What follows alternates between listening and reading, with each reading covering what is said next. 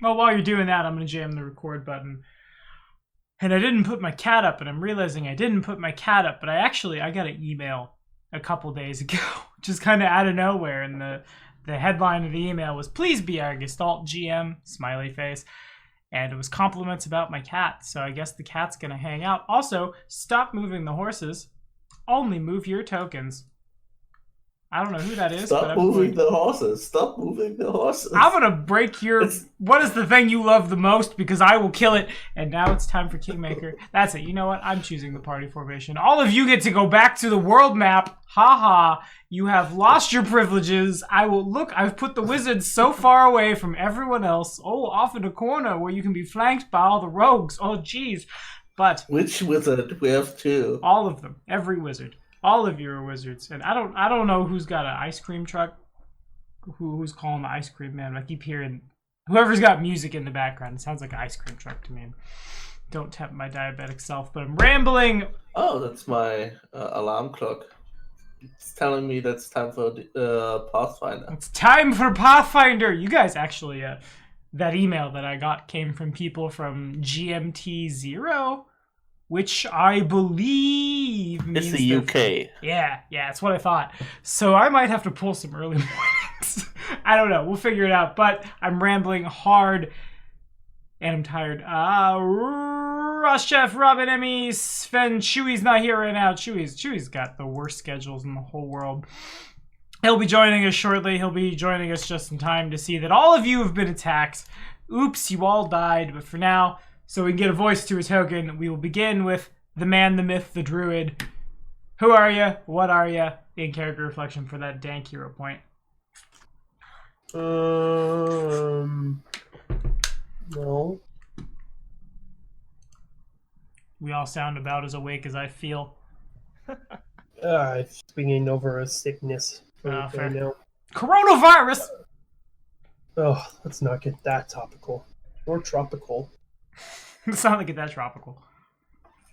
I don't even know why it's a tropical. That doesn't make any sense because it's not from a tropical area, really. But you know, so hi, yes, I am Vindal Jimerson. Just Vin for my friends, Vinal for others, and or Vinsal. Yeah, Vinsal. Did you change your name?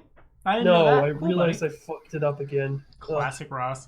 It's Winnie for those who want to mock him. Look, I'm so kind of out of it.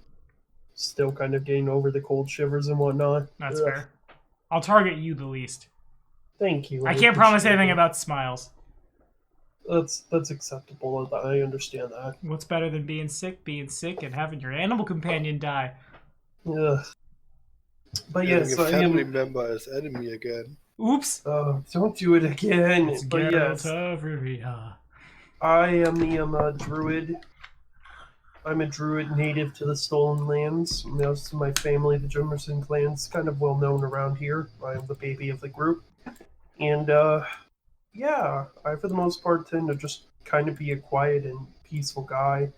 Although I really can't stand it when pompous, rich, arrogant assholes think they are better than me and my family or anything like that because we live out in the woods. So, I know I say normally I'm quiet and peaceful and whatnot and silly, but like, you literally put me in a party with the people that I tend to dislike the most, and I'm constantly around them. So, I'm not exactly my favorite most of the time. Finn doesn't really care much for nobles. But other than that, yeah. He's also accompanied by Smiles, the wolf. Smiles, his name Smiles because he has an adorable smile he inherited from his mother, Grinny. She had a great grin. Not as much of a good smile because her lip was kind of cut a bit, but the grin was kind of nice because she had a really big tooth on the left side. But either way, I digress. Miles is a great little wolfo who's basically a giant dog because he's been raised around humans and has saved my life more times than I care to count already in this game alone. That's facts, yeah. As for a reflection, well,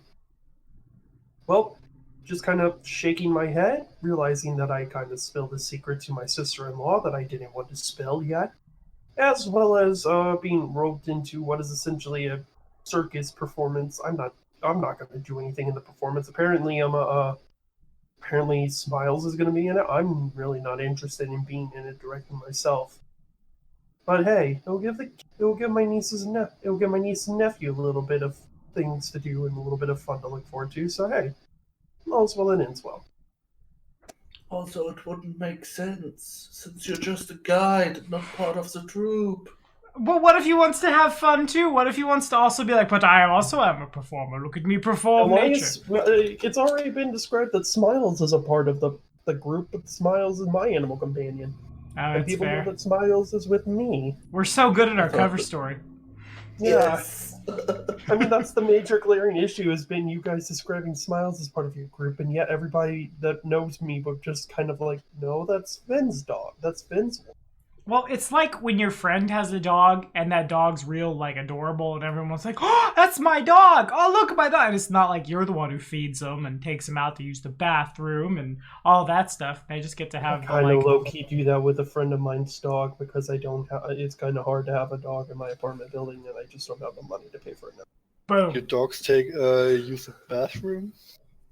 Oh my god, the amount of poop fairy signs outside my apartment, I can get on a story about that. Perhaps Yeah, for I another think time. we For can now, take your I'm hero gonna point, stop friendo. rambling.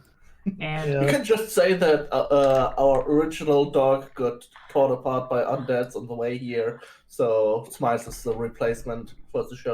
your original dog was a... What did I pick?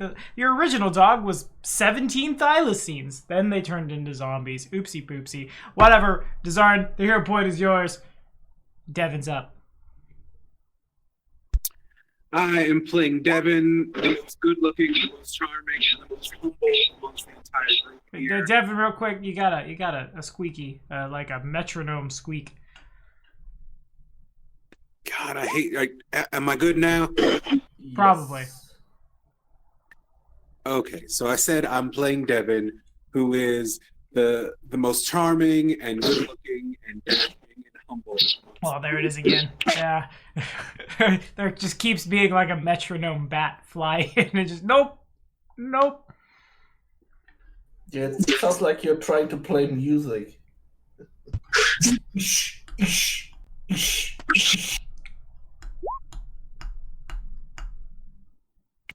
Okay, how about now? It's fine for now. Maybe if I just do it in short bursts Short controlled bursts. and then do it like this. Okay. So Devin is very excited about this upcoming performance. It gives him and let everyone see how awesome. While he and Tooksi may have started butting heads, her peculiar charm is starting to grow. So she'll be the last one he uses as a human shield if something bad happens. I'm excited to get the crowd's attention so they can throw their love, praise, joy, and adoration. Good enough. I think we caught enough from the noise, and I guess when I get done here, I'm gonna text you and you give me your address. I'm gonna shoot you my old Yeti, and we will solve this problem once and for all. But until then, take your hero point, and it's the man, the myth, the Elric. That didn't work as well as it did with the druid. I took a nap before this, and I'm kind of regretting it. It's one of those, like, I didn't sleep much. I slept for like 20 minutes. So we're kind of firing back on here.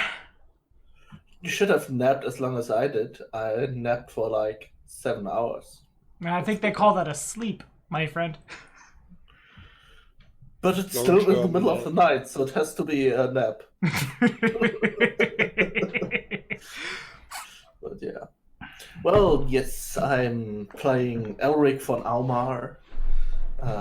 I'm the most noble of all. Well, I'm like actually still part of a noble family that didn't go down the drain, let's say that. Like our other good friend who went just before me. I'm not quite as pretentious as he is, probably because I don't need to be pretentious, and my character pretty much went to wizard school, so he's already encountered a lot of people who are not necessarily from noble birth, but have shown great genius. So he doesn't look down on the non-nobles. Well, last session there, we didn't do that much. We traveled. We met a lot of our druid guide's family.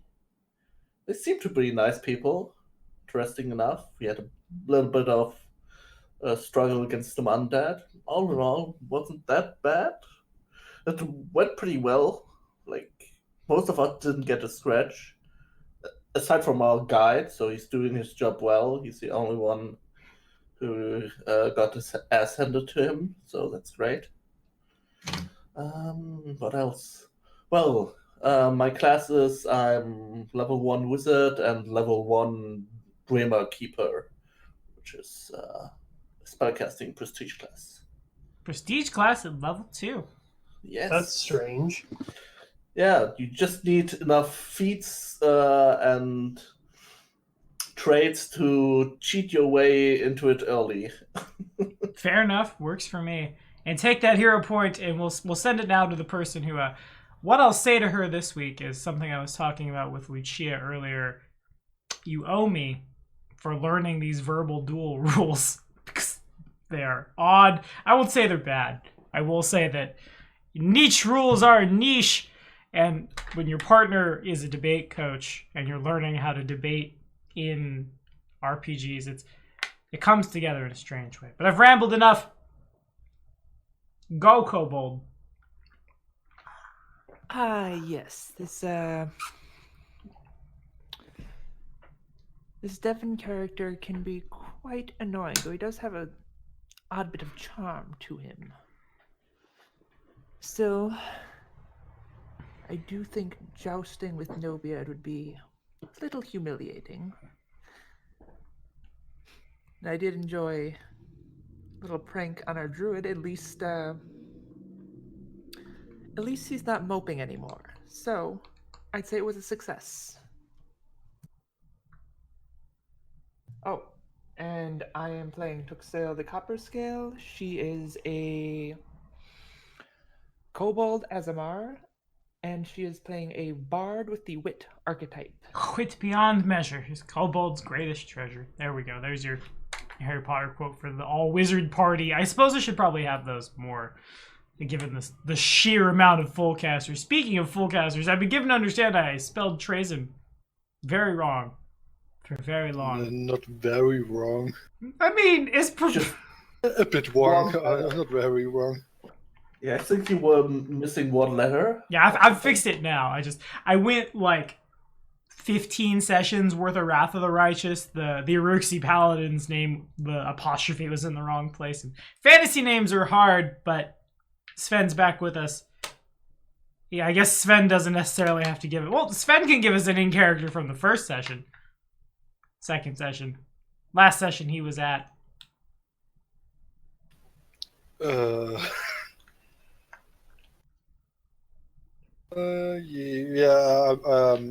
First, I'm Sven. I'm playing Trazen's Infinite. I'm a necromancer wizard, a Duskwalker. He was a tiefling, but died, got resurrected from his goddess Pharasma, and now tries to reorganize his knowledge and his skills he got from before being resurrected. And that's why he's quite quiet. And yeah, the last thing I can remember is we moved from Oleg to a town, or we tried to move to the town and found a camp with dead dwarves, and that our druid fall into a pit. Pity. Quite pitiful. Yeah. Quite pitiful, and I watched the video, and he tried to climb out like 4 times. That was fun. It was fun to watch you fail, Ross. You hear that? I'm gonna die so hard on Sunday. I spent a long time putting together a Gestalt character that's full casters on both sides. You know I'm not that petty. You know I'm not that petty. Do I? Yes, you do. Okay, yeah, probably you right though. All right, hero points all around. Ragnar's gonna go clean his gun for a little while, I guess. That's what she said. His gun. Not what I meant to say at all. Oh, it's gonna be a good stream. I need more coffee. So the plan is y'all are basically waiting till tonight show comes around for the performance to happen. During that time, Vin and Vin's family can tell you that's when like all the hunters will come in. People will like anyone traveling through will stop here for the night. There probably will be a crowd of like 20 to 30 people. Good enough, I'd say. And how you plan it is up to y'all. Well, for my performance, I will need assistance. Well, we might as well first get together and think about ways that we can perform in the first place. I mean, we didn't really have a plan yet, did we? We had like a third of one. I know what I'm doing. I don't know about the rest of you. So, what's his name is off polishing his gun. So that was going to be one of our things. Is I was gonna summon some fire beetles, throw them up in the air, and have them shoot them. They look really cool. Boomsticks and explosions. We've got the dueling kobold and no beard. So we got two things. What else do we want to see? Damn it, I'm so bad with names. Local boy, your people here, how familiar are they with magic? Like, would a good prestidigitation make them ooh and ah? Or they're like, oh, I know 12 sorcerers who can do that. How well versed are they in the magical world? Most of the people that can use magic that I'm aware of are of my family. Like I said, the only real spellcasters around here are me and my sister-in-law, so I'm going to say that they would know of it due to the fact that she's a very prominent figure in the town, but it's not going to be something that they themselves are used to doing / or a really commonplace. Yeah, also I think your both classes that lack prestidigitation, right? I took it as a, what do you call that thing? A trait, because it's my favorite spell ever. Honestly, if you're going to try and use magic, you're going to have to do a little bit of a little bit fancy stuff, because my sister Versinta, my actual shared father sister, she tends to be pretty dramatic with her magic when she comes into town too. So, yeah. Prestidigitation would probably be not quite as bad a response as Martin Lawrence in The Black Knight when he pulls out his lighter. Just, I have fire! We already have fire! It's not like that, but it's close.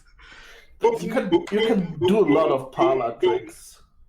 Like you can take a piece of cloth, crumble it in your hand, and then open your hand to change color and stuff like that. You can do a lot of parlor tricks with prestidigitation. Prestidigitation plus like sleight of hand check would probably get you somewhere, yeah?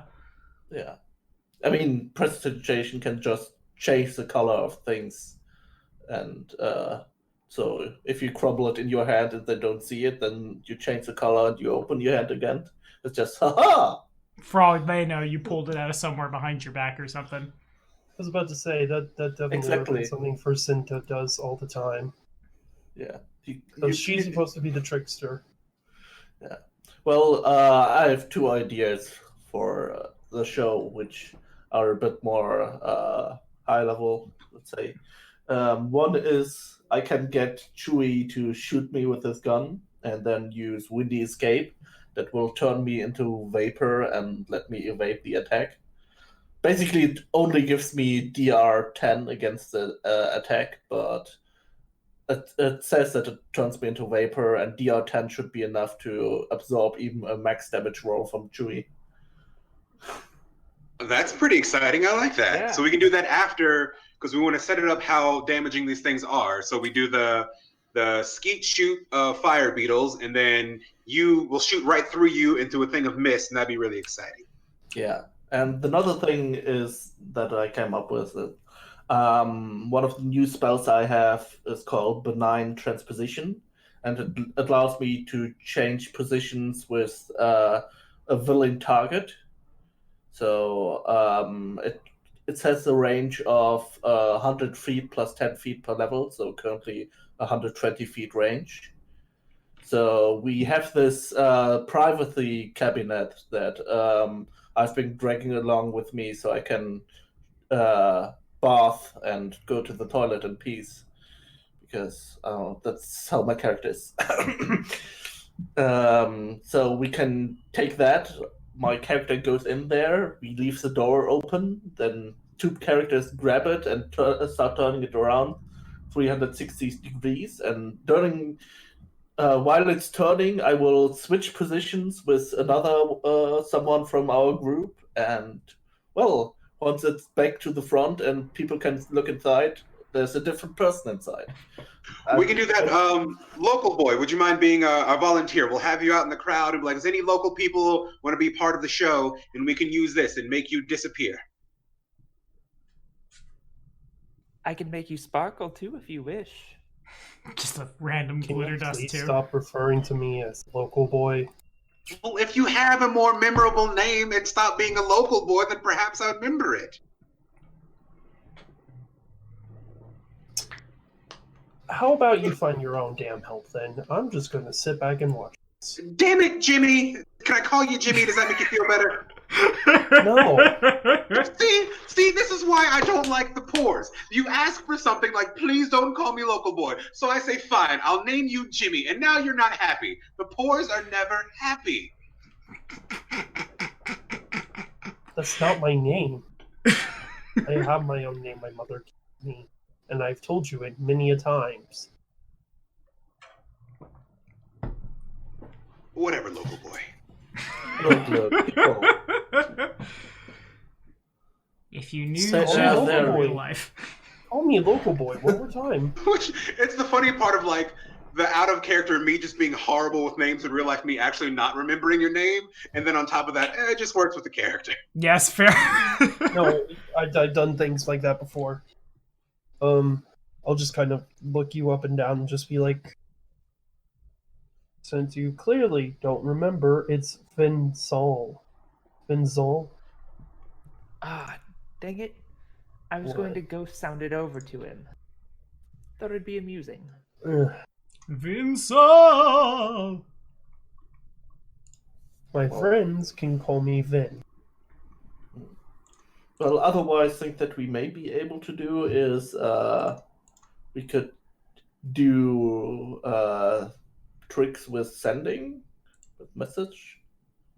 I mean, sending is the higher level spell. I was like, with sending, do what stuff the fuck? like, yeah, to do to use information that one person doesn't have and make it so that another person suddenly knows it. For example, let's do a card trick, and you hold up the card so that you can't see it, and someone chooses a card from it, and while you're doing that, another one of us just sees which card he picked and can tell you via sending. Then you can pretend to do great card tricks even though you have no idea how to do it. You ever think that real magic just invalidates all of this sort of fake illusionary sort of stuff you're trying to do? Yeah, I've been thinking about that a lot actually.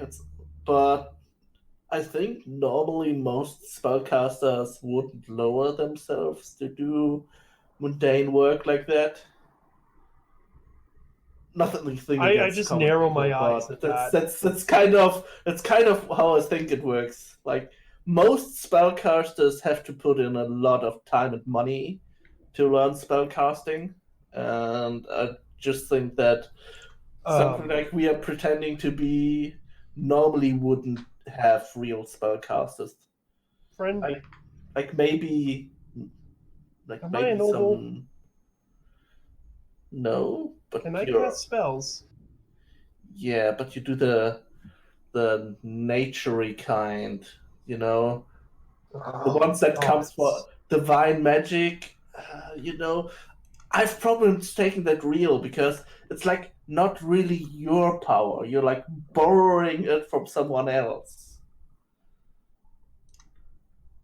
It doesn't matter if it's a specific god or, in your case, like Mother Nature. It's not worship quite your own nature. magic, you know? The poors rarely have their Tooksi, own things to grabs use. a That's why they have fistful to of use it dirt. from others.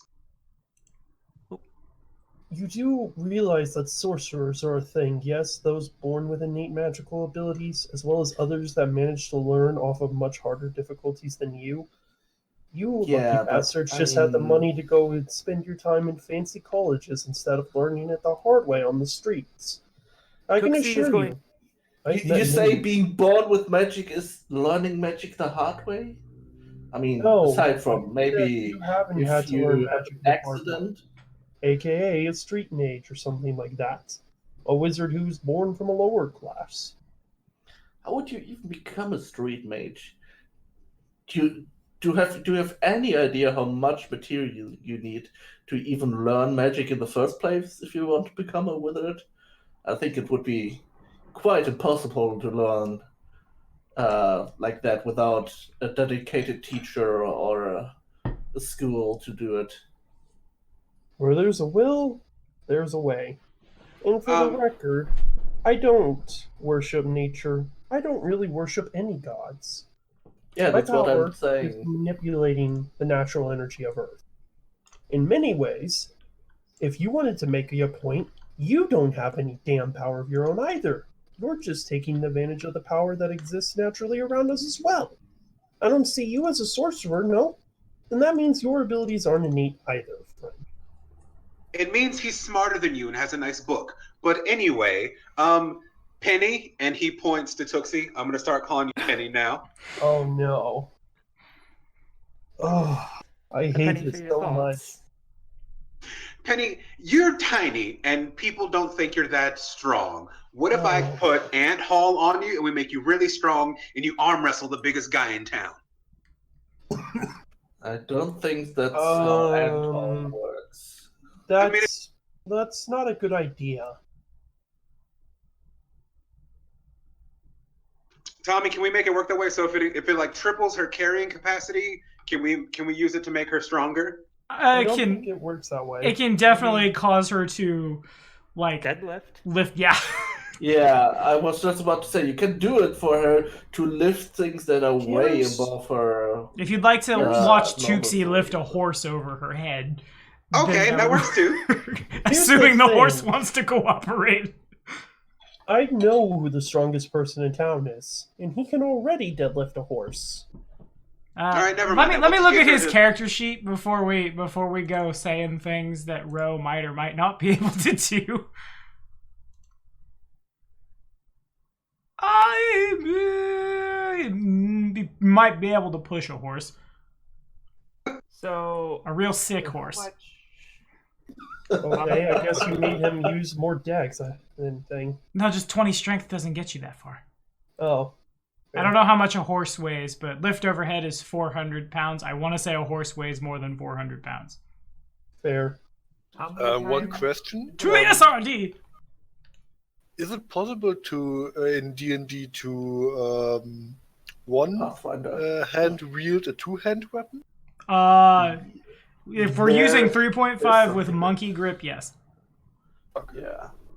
You take I was a just about to minus say, 2, there's I a think fee it for is. that. Or the Titan Mauler Barbarian can do it as well. Just asking. And yeah.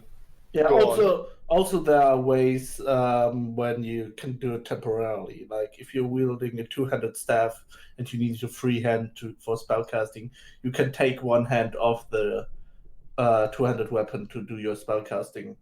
Yeah. But But I mean, in that swinging case, with you're it's not like a attacking minus with 4. your- Yeah. Also, horses weigh I mean- between 1,000 and 1,500 pounds, so... Even with Anthill Hall, Tooksi couldn't carry one. Quick Yeah, I don't to think Tooksie's I character don't sheet. know. What's your strength score, Tooksi? 9. Oh yeah. Common ground Almost. 9 and a 134 small creature. right now, so that times 3 would be how much I could lift off the ground. Not a horse. No. At least not with additional buffs. True. How much does your character weigh, though?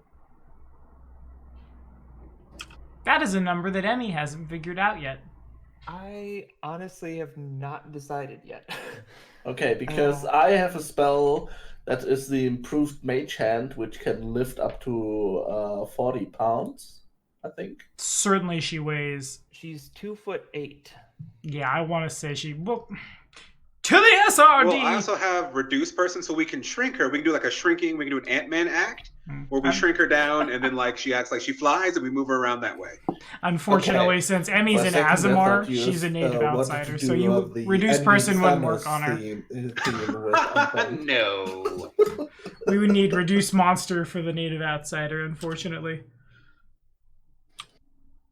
Damned Azamar! Okay, so do we have enough that I think we can sort of wing it and get the show on the road? I think you guys got about enough of a plan, yeah. Well, we need to decide on an order in which we're doing the acts. Do we?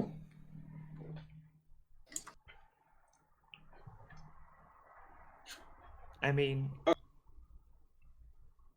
as out of character, no, but Tooksi in character would insist.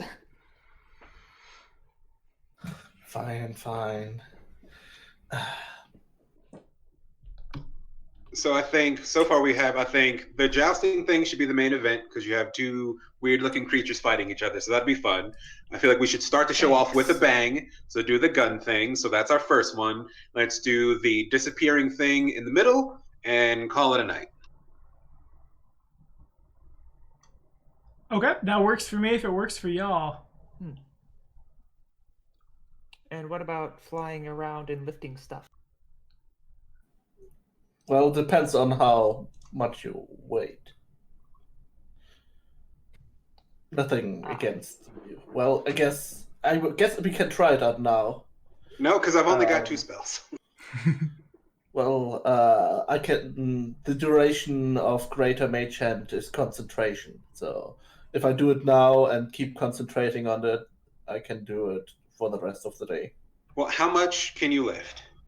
40 lbs. So 40 pounds, and then how much would reduced person cut her weight in half, I guess? Again, reduced person can't be cast on her. I think it quarters it, actually. I'm not coming through. Reduce quarters it and quadruples it. So I didn't realize that I disconnected on Discord. Emmy cannot be reduced personed because Emmy is a native outsider. Oh. Okay. Boo. Oh yeah, rules are weird. Damned Azimaz! Yeah. She's not a humanoid. She's Unless she happened to take pass for human. But Oh, by the way,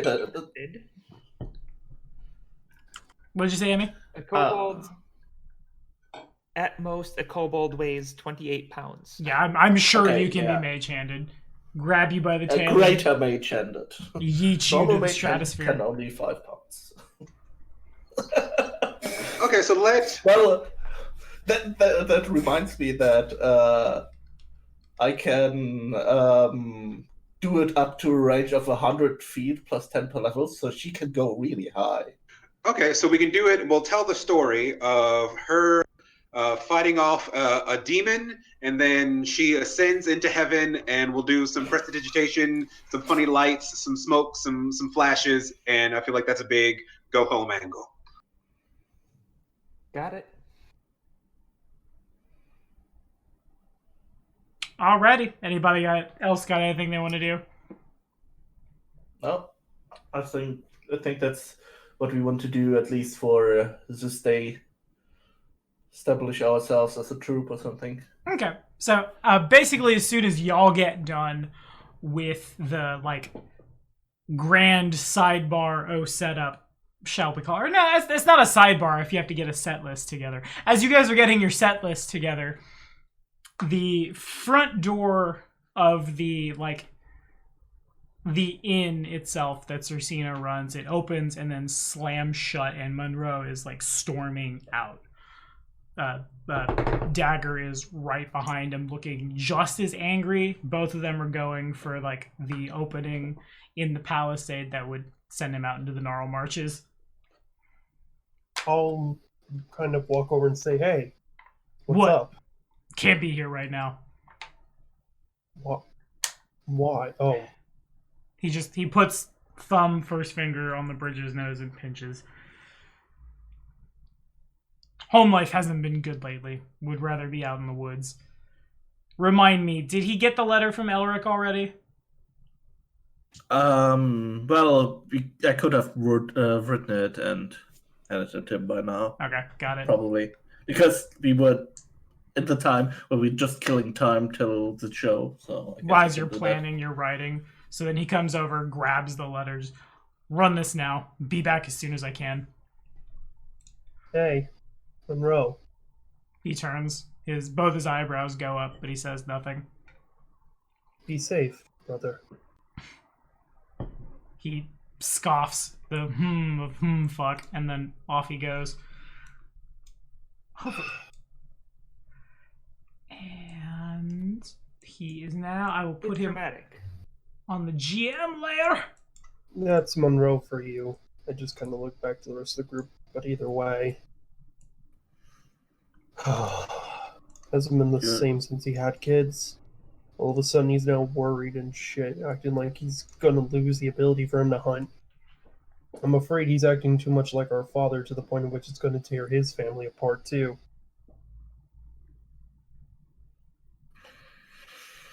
And I swear to God, if he has a love child somewhere, I'm gonna punch him in the... Oh, that was a fun story to learn about. You have Your family is an complicated. interesting family. Yes. My father is the epitome of a uber righteous, masculine, manly man. I care not for it. I find it to be pompous and overwhelming. Either way. What, you mean like a hairier version of Sparkles over there? I look over to Sparkle's direction and shake my head. No. Wait, the Sparkles is someone else? Wait, who's Sparkles? What? Yeah, remind me. There's a lot of nicknames going around. There's been a Jimmy and a Sparkles. Sparkles is our falling noble, I think. I thought it was Ro. Yeah. Emmy, who is Sparkles? Sparkles is the one who Tooksi has glitter dusted, and his name is... Oh my gosh, I just had it during the Treason? During the recall. Did he once upon a time play Macho Man Brandy Savage? Yes. You mean Devon? It was Jeff. It was. There it is. Thank you. Devon. Yeah. Devon. And it was the Macho Mage Randall Savage. Yeah. Macho Mage Dodge copyrights. Alright, but yeah. I'll just look over at Glitter Dust and shake my head and say, as much as I dislike the man, I don't know. Well, pompous is certainly a word for him. My father's not pompous in that sense. He's more so... Have you ever seen how an alpha of a pack tends to parade themselves around?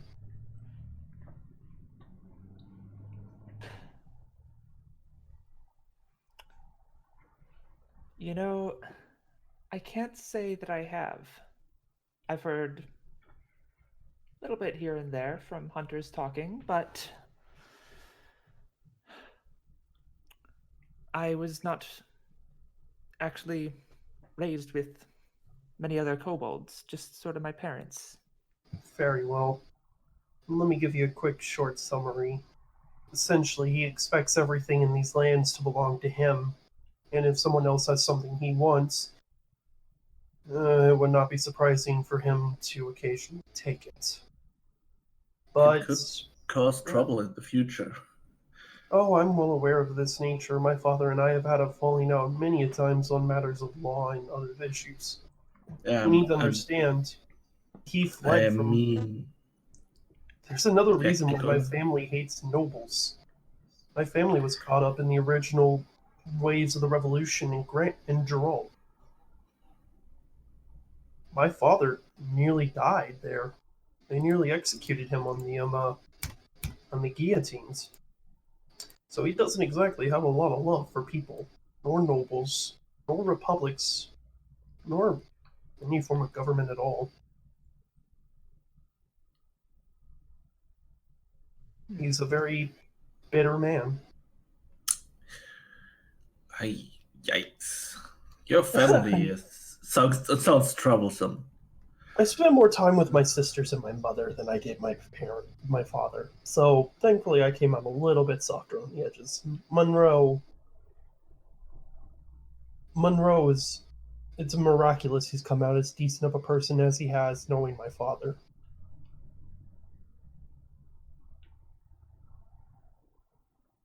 Hell, even Carlin would find father at times aggravating. And he was supposed to be the wild one of us. Either way. And Let me just say what was that earlier about the child out of wedlock thing? Oh, Brazentia, my sister, the one that was originally supposed to be your guys' guide. I don't know her origin as much, but she's made it very clear that Jackal is her father, and the character and family racial traits are very easy to see there. And that was back when Jackal was married to his first wife. My mother is his second. Do you know anything about that part of the family? As far as I'm aware of, Brazentia is the only one I'm aware of, but even then, she's been distant to the rest of the family. She's the closest to me because, once again, I was the baby. At that point, my father was kind of done with raising children, and it fell to my mother and my sisters and whatnot. And my older brothers, too. Monroe's more of a father to me than my father has been. Seems like all your family business is a lot to unpack. I'm kind of amazed that how loyal your family seems to be to each other, even though it's their, well... We may disagree and fight with one another, but at the end of the day, we can all still count on one another to come to save each other's lives. It's... Except for your brother. I wanted to say that too. Oh, these damn outdoor allergies. My apologies. And he waves a hanky in front of his face.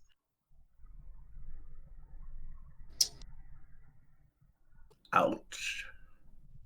You know, Sparkles, I think you should really learn when to shut up. How about you teach me, Short Stack? You know what? I'm going to go for a walk. Smiles, stay with them, stay with the group here. I'll be back in a bit. Smiles.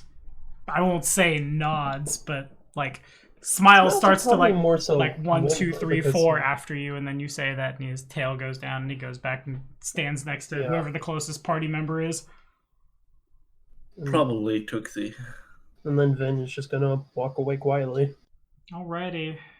Vin, as you do so, give me a perception check. Okay.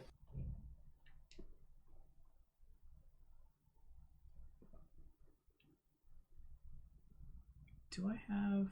25. Not quite yet. Okay, fair enough. That is opposed by some dice rolls. You knew there was going to be... No, not here. You got to open a couple sheets real quick. Bam. And boom. And boom, bang, boom.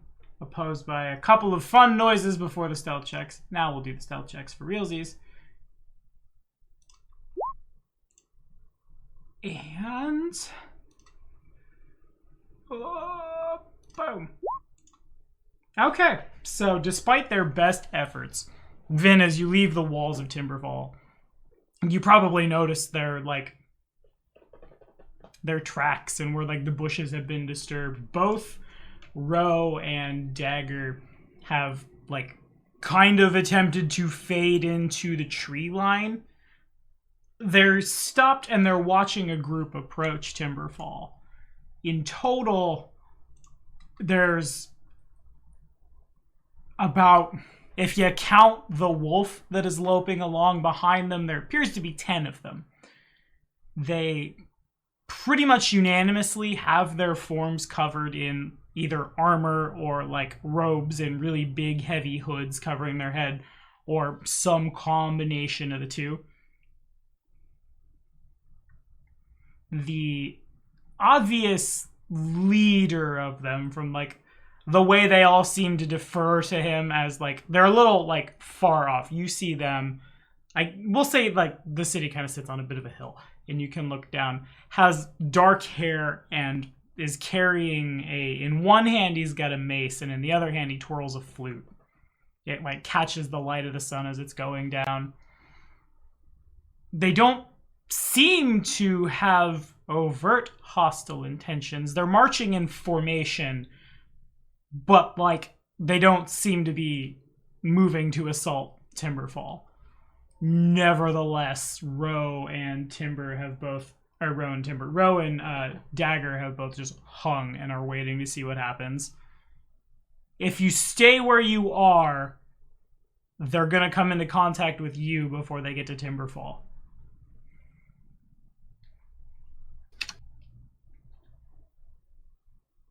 I'm going to just kind of like roll my head and be like, great, more trouble.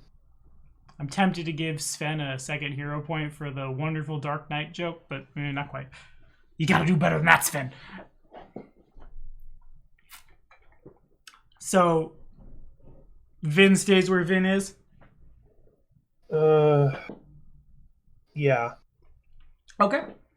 So as they get closer,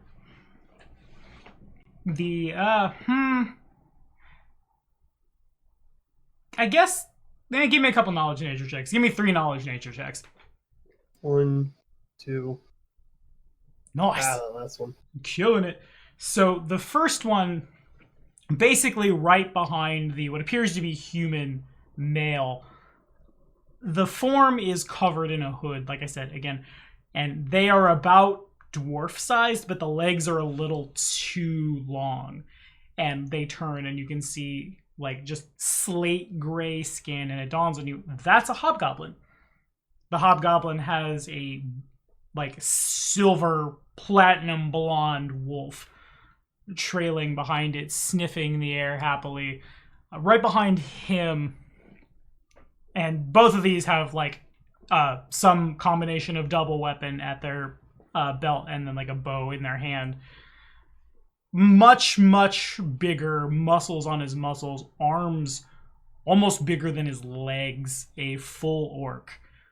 And on said full orc shoulder, it's a little easier for the 10 to grab anything. Very clearly a fully grown, though they are trying to, both in mannerisms and in dress, like disguise themselves as if they were a younger humanoid, or younger human, I should say, a fully grown halfling. Seems to be just humans behind them, at least by the like general size and shape, but again, without like running up to somebody and yoinking a hood off, it'd be real hard to tell. The person up front sees you and he holds his hand up and everyone stops and just, well. You in charge here, big guy?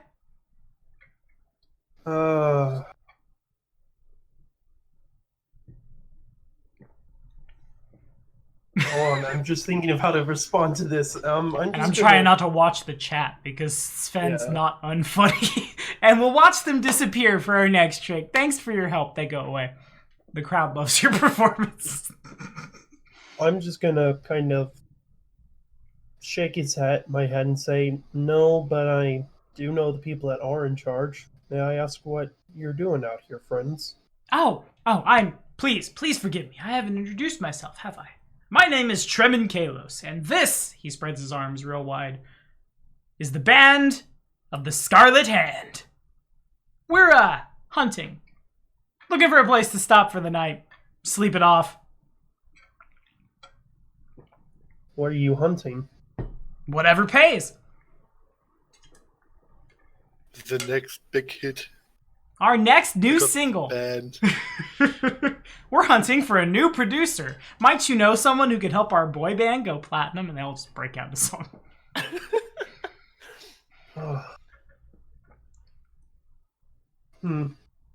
Bit of an interesting hunting party you all have here. Well, you know, the That's stolen cool. lands, they're super dangerous. I don't want to walk out here and not be prepared for... One moment. To be fair, mate, you're speaking to a local. I live in these woods. I'm also speaking to the person that... And, as this conversation has gone on, the halfling has hopped off the orc's shoulder and run up and, like, pulled on his arm and whispered something in his ear. I'm also speaking to the man and his cat that are hiding in the tree line. Do they want to come out? And as Tremin says this, like a smile splits across his face, but it doesn't extend to his eyes. And he turns towards the tree line where Ro is, and Ro is, damn it. This is what I get for not paying attention. And Ro and Dagger come out and join you. Well, it makes sense with how agitated he was earlier that he couldn't focus on doing what he does best normally. And hence the double threes, yeah. Yeah. I'm just gonna kind of look over at Monroe and then look back to him and say, forgive us for our reluctance. It's just not common. We see a rather large group of armed individuals moving through these areas. At least not ones we don't recognize. Oh, you got a lot of friends out here, do you? Not really. Just Oh. not a lot of people out here in general. Yeah, that's fair. Most of the contracts that come up for this part of the world are runaway thugs, bandits, thieves, you know, that kind of lot. But turns out they're paying real well for the hides of what was, oh my, I cannot even for the life of me. You, and he turns and points at the hobgoblin. What did you say they were? Carcass eaters. Ah, yes, carcass eater hides. They're going for 5-10 gold a pop in Restov right now. I glance over to him, Monroe, and then look back to the gentleman and say, huh, any idea why they've all of a sudden gotten so popular? Haven't thought to ask. Only thought for the money, really. That's fair. You But that see just seems- the big boy over there, Agrus, and up comes this, again, like probably pushing 7-foot tall orc. He eats a lot of food, and I really like it when he bashes bandits' heads open with his bare hands. So I need to feed him. And so here we are. Is that the case? And I'll look over to the orc and I'll say, in Orcish, I take it you're a very tough one, eh? I do what I can. Cracks his knuckles. Nod my head. You remind me of my brother-in-law. But either way. Well, if you're here for lodging and resting, that is what this place is for. This is the town of Timberfall. Just once again, forgive us for being a bit... I want to say cautious. I hope you can understand. Devin uses metagame and tells them, don't forget to remind them about the awesome show that's going to happen tonight. The carcass eaters, those are the rodent things that we fought earlier, right? Yeah. Yeah, and I'm just going to kind of scratch my head and saying, damn, if I had known they were going for that much money, I would have skinned the ones I killed earlier. We didn't kill any, did we? We left them be? I know. Okay, I was just thinking that you might misremember. No, I remember perfectly fine. Well, Either. in any case, of course, I don't fault you for having someone hiding in the woods. Why do you think I travel with all these people? I don't want any of this. And he spins his flute with one hand, like almost as if it were a coin through the fingers. It's real uncanny how I guess a flute is both hands. He doesn't have like a fret hand and a pick hand. I'm not a guitarist, you're a guitarist. but like slides it through his fingers. It's real weird how he does it. And the other hand just kind of like circles his visage. I don't want any of this to get scarred. Oh, goody. Another showman, I take it? One does what one can.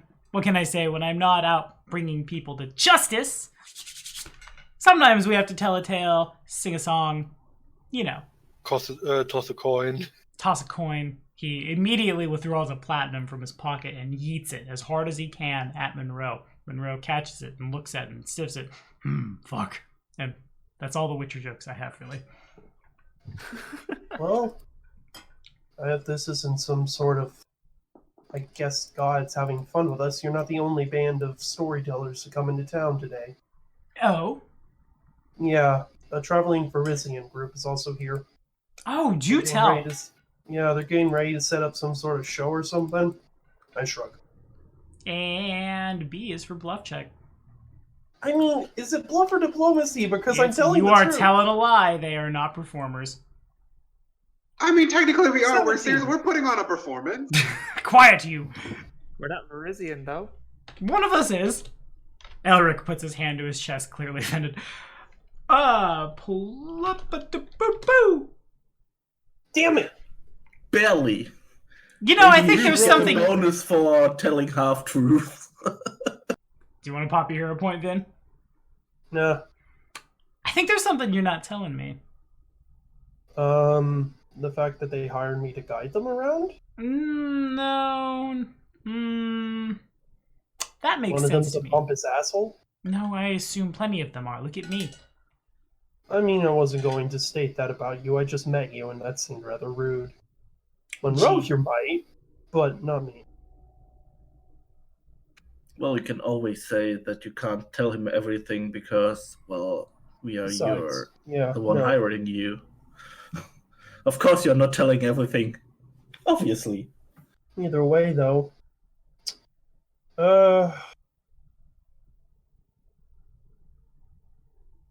So, I guess this is going to be it. Monroe, are you still heading out, or are you going to spend the night? Heading out. Alright. I'll talk to you later then, friend. Be safe on the road. He nods. And I'll look back to the, Scarlet Hand was your group's name, yes? You got it. The Band of the Scarlet Hand. That is a very vivid name. Where did you get it? Now, once upon a time, Ogrers punched clean through a guy, and when his hand came back, and he put his hand on my shoulder to clap me in celebration, it left a bit of a mark. And with that, his hair is, I want to say his hair is about as long as mine, but not everybody can see my webcam right now. His hair is about a little past shoulder length, and he moves a little bit of it up, and you see where the clasp on his cloak is. There's think like the white hand of Saruman, except it's like a bright red, and everyone has that on them somewhere. I was about to ask if that was real blood and suggest that would be very unsanitary, but... Prestidigitation is a spell for a reason. I'm out here to make money, not get sick and die. I mean, of course. I just use the good old-fashioned method of water and soap, but either way. To each his own. I'm not a fancy man. Can't all be. At the very least, you're not being a pompous asshole about it. He smiles. Of course not. Trust me, there's one guy in there. Ugh. Oh, tell me about it. After I've been saying he's this, Eric has a sneeze. Yeah, no, not Eric. Devon. It's Devon he's talking about. Oh, you know how it is. He's the leader of the show and shit like that, and he's all big and fancy because he maybe knows one or two spells. Okay. Makes sense. Did he have a name? I'm not even gonna kid you. I didn't ask. The job wasn't originally mine. Bluff check. No, that's the truth. It wasn't You know his originally name. mine. No, the group's name. They don't have a group name. No, he is asking for Devin's name. You know Devin's Devin. name. I'll just say I think his name's Devon. Do you know anything else about him? Not really, no. Like I said, I've just mostly been hired to guide them around here. Either way, if you want to come in, you're more than welcome to. And of course, before you ask, yes, you are allowed to keep your weapons and all that. I assure you, most people in here are armed, even the children. It's kind of adorable. They got little tiny daggers. Good enough for me. And with that, they all start walking past you. Oh, I didn't get your name. Wait, I did get his name. What was the leader's name again? My name? You didn't get my name. My name is Tremin Kalos. No, he did tell me his name, Tremin Kalos. I'm gonna look over and say, oh, Tremin. There's a woman you'll want to talk to for more information about lodging and stuff like that. Her name's, my tongue will work. Her name's Cersina. She'll help you out with the rest. Splendid. Thanks, buddy. Mm-hmm. And they file past you. There's a slight pregnant pause before Ro, who has gone down and around the corner at this point, now comes back around. What do you think? Well, I trust them about as far as I can throw them, and they're all wearing heavy plates, so that ain't far at all. My advice, 1, clear your head a bit before you try and blend into the woods. 2, I'd appreciate it if you didn't go too far tonight. I'll stick around. Alright. Let them think I've left. I ain't planning on changing anything else.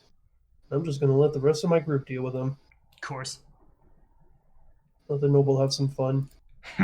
Hey, you happen to have any pipe tobacco left on you? He nods, produces. Thanks. I owe you a bit.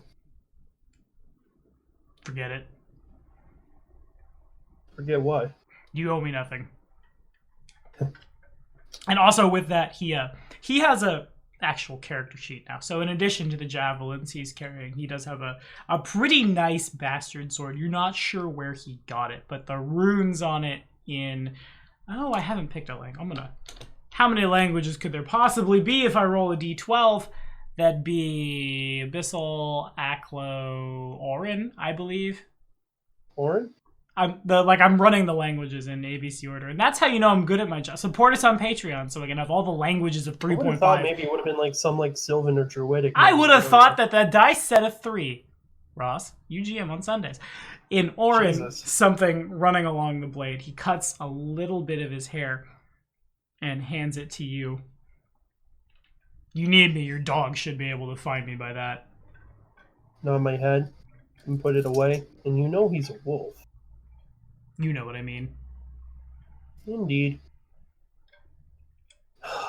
Hey, by the way. Yeah? Are you okay with Cersina? Is there some problem there? Or... We're fine. If you need to talk to someone, brother, I am here. He pauses. Things just been rough lately. Well, if you need some time to cool off, then by all means take it. I'm going to enjoy this smoke and then head back in. Suppose a walk to rest off will do just that. Don't at least wait till tomorrow. That's all I ask. Yeah, I don't much care for the Scarlet Hand.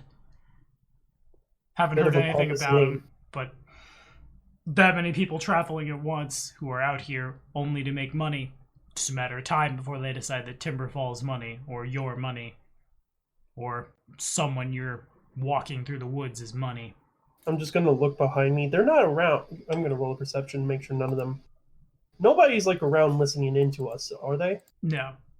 As a matter of fact, on that note, Dagger has probably gone a little far ahead and is standing on guard behind you. Yeah. I'm just going to look back to him and Monroe and say, why do you think I didn't tell him I'm a druid? They're worth anything. They figured that out on their own. I don't think they're worth anything. Maybe their leader. The orc seems tough. Reminds me a bit of Gnarltusk. Not in the sense that he's big and tough, but he's more intelligent than the average one by the looks of him. If I was born with that much muscle mass, I'd be tough too. Gives me a run for my money. How many Reflexes. times has Noro beaten you in chess? More times than I care to remember. Exactly. Don't underestimate them, brother. You know the rules of the hunt better than I do. Nods. All right. Now then, you best make your way to rest off safely, brother. And I'm just gonna probably use spark to light, pull out a pipe, use spark to light the smoke, and just rest a moment. He nods, disappears back into the tree line. All right. And everybody else sees these armed individuals enter Timberfall. They make a beeline for the inn. If they notice you, and they probably do, they don't stop and say anything. Smiles would, upon smelling my scent on it, kind of like noticeably trail and watch them as they move to the inn. Anybody got anything they want to do? Yeah, Tooksi will excuse herself and go to the bar. Okay. I don't know, maybe perception check to just look them over real quick.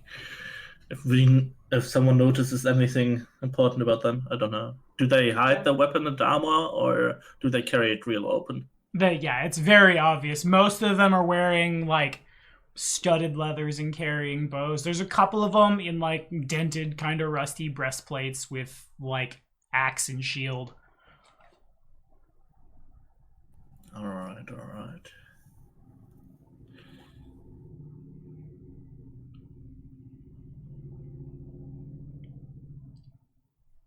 So with Tooksie's perception check, what exactly is Tooksie looking for? She's trying to figure out who they are, get a good look at the faces, probably under the hood. And so they come in, Cersina, it takes a little while for her to come in from the back. I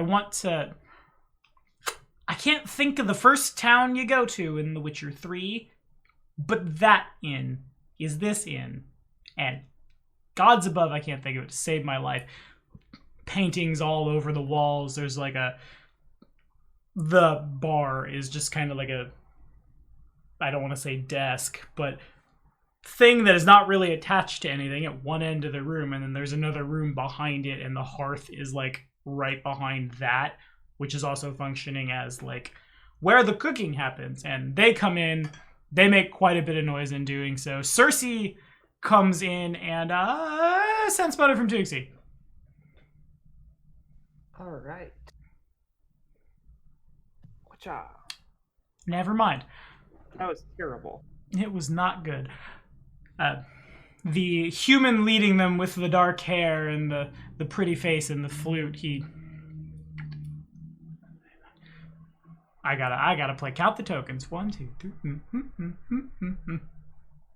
Need rooms for 9 of us for the night, if you wouldn't mind, ma'am. I suppose stabling for Fluffy here. And he reaches down, and again the wolf is like platinum blonde, and it starts like leg kicking as it gets scratched, and then it rolls over on its tum-tum, and tum-tum gets scratched, and it's all super adorable. Cersina goes to say a price.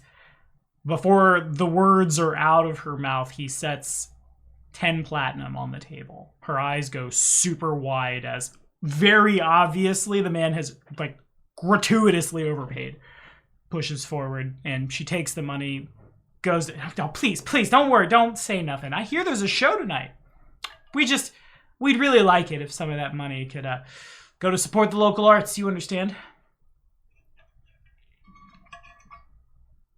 She nods, goes back around, like, behind a corner where, like, I don't want to say, like, the office would be, but I guess that's what I'm going to call it. Where the office would be. Tooksi will head over, sit next to him. Oh, are you a big patron of the arts? I just like to support people when I can. You know, we can't all be as lucky as us.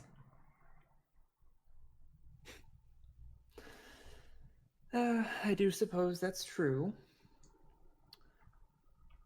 Speaking of which, what exactly do you do that you get paid so handsomely? Well, let's see here. Agrus, come here. And big, burly muscles on his muscles, orc comes and like shadow is cast over Tooksi. Sometimes this guy here, well, with that Tremin withdraws like, oh, what would be an arrow, shall we say.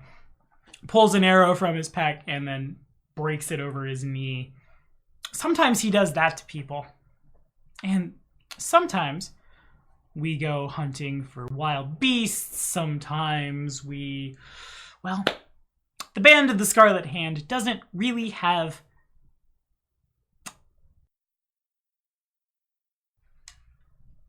you understand. Knowledge local.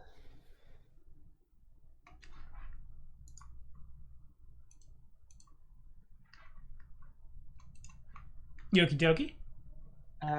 Trying to identify Band of the Scarlet Hand. Yep, sure. See if I've heard of Get it.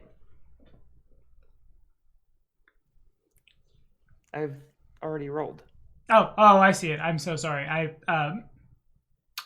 I'm real good at stuff. I was looking at Trazen throwing random comments in the chat that is distracting. Leave your banter in the Discord where it doesn't distract your poor GM. Damn it. You haven't heard of them in this part of the world, but like everywhere in the River Kingdoms up to Brevoy, random mercenary bands like this are kind of dime a dozen. There's not a lot of law out here. People will pay whoever to function as the law and do anything from actual what a city guard / like police force would do, or like if you need somebody to disappear in the night, probably somebody will do it for the right amount of coin. Gotcha.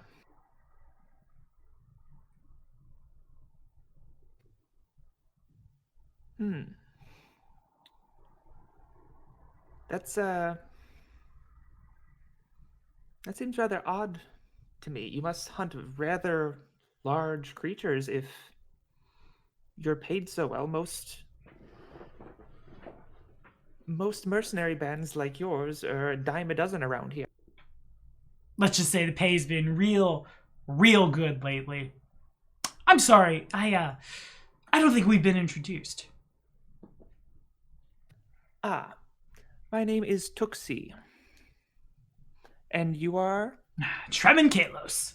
He bows real big. Head of the Band of the Scarlet Hand. And you, my friend, I have never in my... good enough.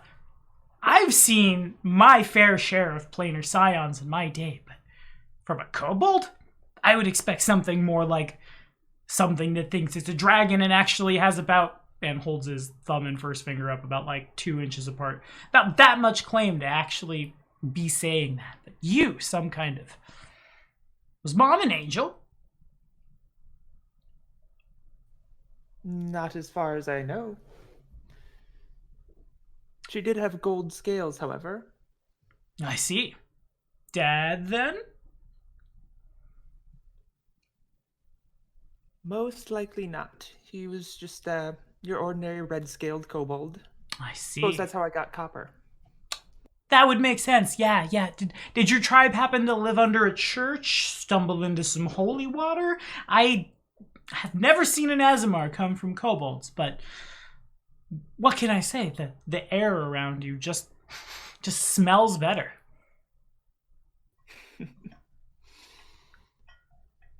Oh, you do flatter me. Do I see the flute he's carrying? Yeah. So you are a bard as well? Oh, this old thing, I prefer to call myself more of a teller of tales, singer of songs. Bard, I suppose, will do.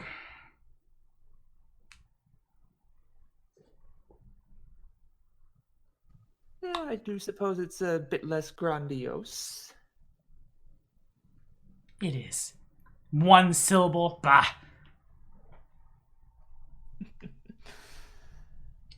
Well, I mean, I suppose the common folk have to have some way to describe us. Common folk. They don't necessarily have a large vocabulary. And what are you if not common? Of course, obviously, Azamar Kobold, first I've ever seen in my life, but he kind of trails off, spins his finger a little bit.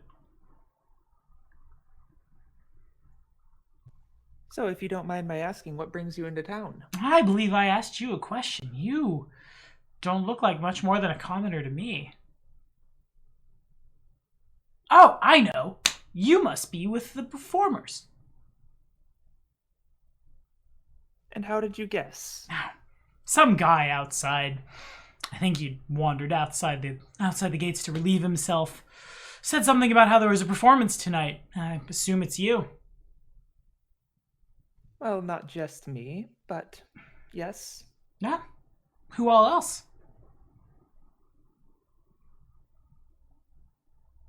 Oh, let me think. There is Elric, Drazen, there's Sparkles, and we are borrowing our friend who you've seen outside. We're borrowing his wolf for the performance as well. Oh, I see. How does he have a wolf? Azersi back there has a wolf because she, well, I think between you and me, and he leans in, I think she was raised by it. They're way too close. It's weird. And sense motive check. All right.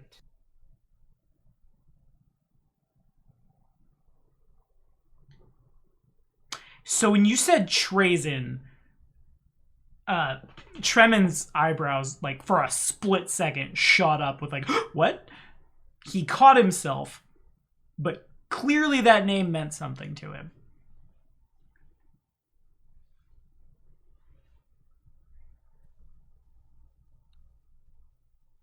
You seem to be trying to distract me. Do you know Trazen? Oh, no. Trazen? The Infinite? No. God, I'm simply a leader of a mercenary band. I don't usually cavort with powerful wizards. You know him. Is he here? I heard he died.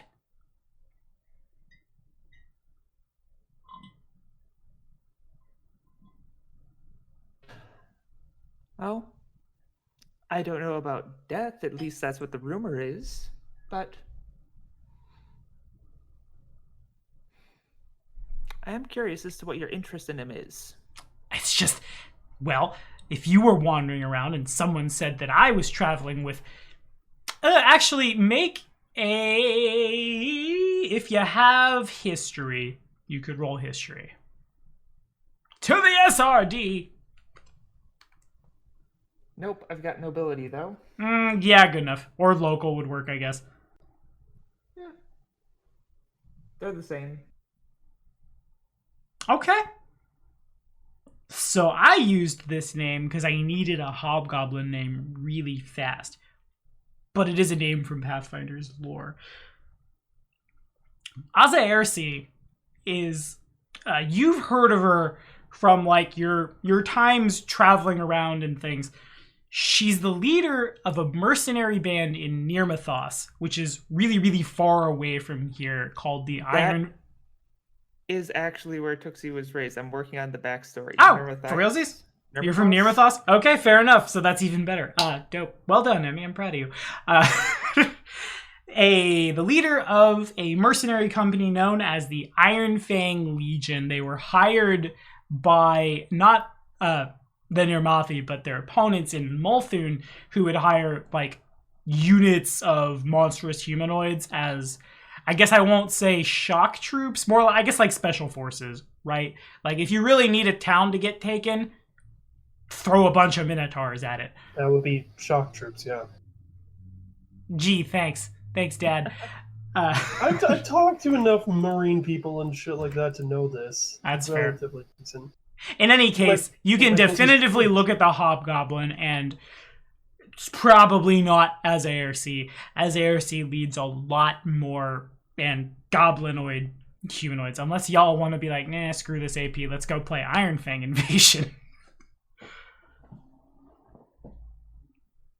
But the name does ping, as he's like, well, if I said I was traveling with the Empress of Cheliax or anyone else, it certainly would cause...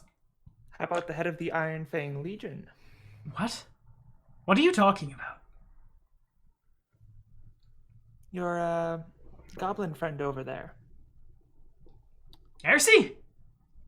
Ercy, have you done something that I'm not aware of? She shakes her head no.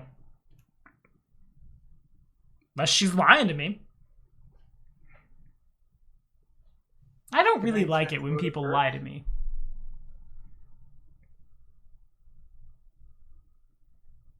Woo. Is that sense motive to be like, in regards to Azercy? Yeah. Yeah, no, she's acting not unlike Vin did in presence of company and places she doesn't really want to be. She's just trying to keep to herself and wait for the conversation to end.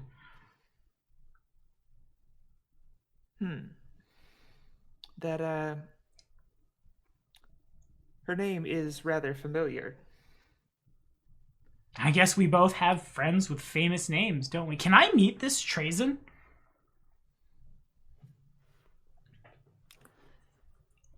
You know, you do seem rather interested in him.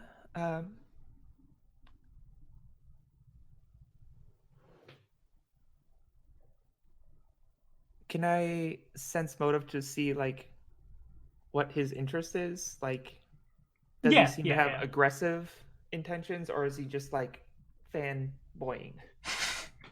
There's a fine line between fanboy and aggressive fanboy. Trazen the Infinite rushes him. Sign my everything! Kills him, trampling him. Yeah, go for it. Oof. I'll spend my hero point. Alrighty, fair enough. And gets a 9. Much better. It's...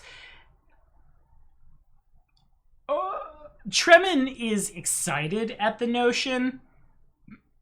It seems to be he, like, is this where the famous wizard ended up?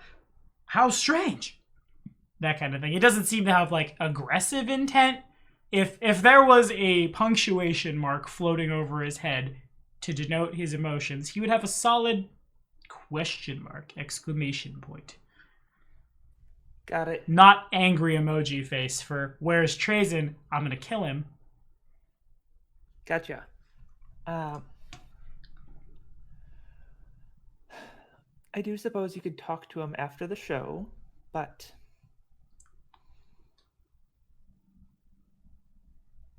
I'd prefer if you didn't make a big deal about it. He's trying to lay low. Fair enough, fair enough. Will he be in the show? That is a good question. I do not know if we've decided that. Probably not. That wouldn't be laying low. Be laying high. True.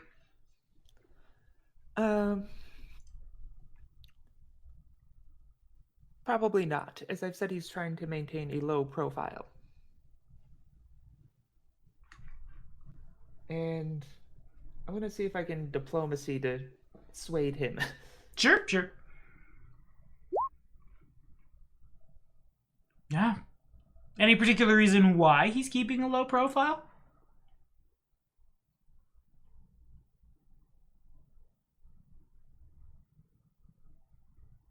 You didn't hear it, but there was an audible sigh there.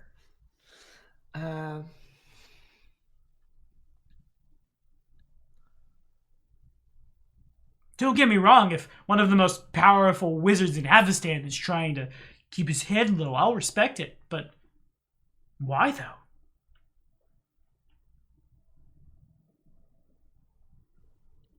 Maybe that's why. I was going to say,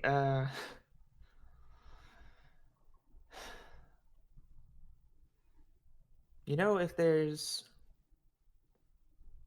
rumors that a powerful wizard has come back from the dead, I personally wouldn't want all that attention on myself either.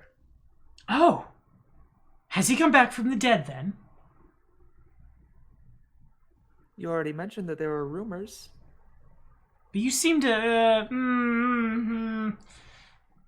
He's gonna do a sense motive on you. You don't necessarily have to make a bluff on this one. Though I will say, there are no takesies, backsies for what you say. If I say it's worth a bluff check, you roll a bluff check. I think you know a little more than rumors. If truly Trazen the Infinite has returned from the dead, only to become like you and me. I don't have the words.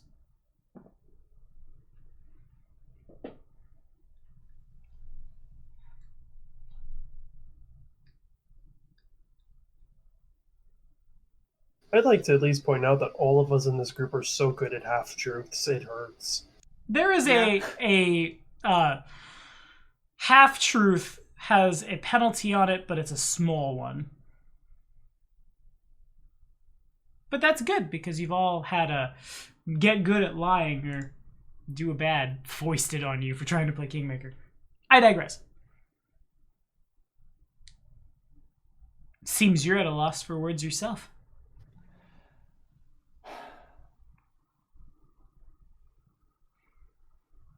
Yes, I do suppose I am. You're clever, you know that? Ah, gee, thank you.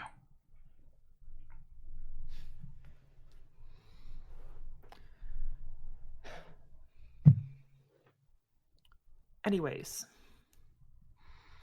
I should probably get back and start preparing for continue preparing for the show. Of course. I've held you up far too long. That's on me. But remember, she'll hold up a claw over her. I don't even know what you call it. It's not like a. Over her mouth? Would it be called a snout? I don't know if that'd be the right word. I feel like snout is, because considering a kobold is supposed to be not quite reptile, not quite like dog, snout or muzzle. So she'll hold a claw up over her snout. Oh. Believe me, my small friend, I'm not one to tell other people's secrets. And I believe... Motive. Go for it.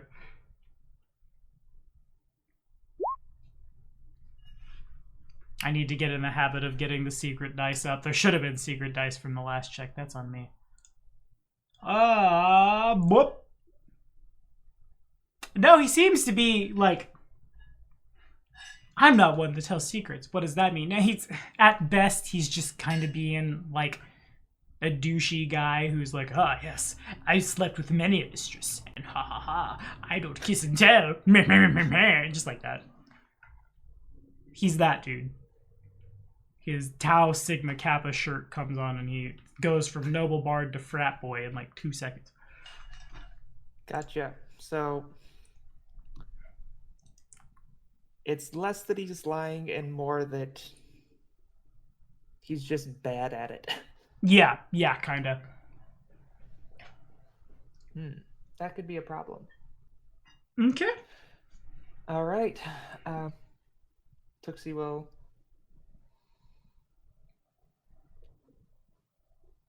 get a small shot and get going. Alrighty, and she rejoins the squad. Anybody else got anything they want to do? Anything they want to ask? Any poking around they want to do? No, I think we're fine. Alrighty, At least for now. First establish our fake background, and after that we can do some more investigation. Okay. I think I heard Sven try to say something, and I feel like I cut him off. Yeah, same as Robin. I'm good. Okay. In that case, the remaining couple hours pass until sun goes down. Tooksi will sort of warn the party, give him a heads up that this guy recognizes the name Trazen and might be A little loose-lipped after a few too many drinks. Well, it does make sense. Trazen, after all, is a rather famous person of the history. Powerful wizards tend to make their mark in history. Maybe I should use another name for the rest of the. Yeah, it's also investigation. quite the unique type of name. Like, my name is pretty common. Bazin the Finite. One Trazen. I will think about a name you can give people instead of my real name next time. Yeah, maybe I should also keep my last name hidden. Last time people also found out. Well, Yes.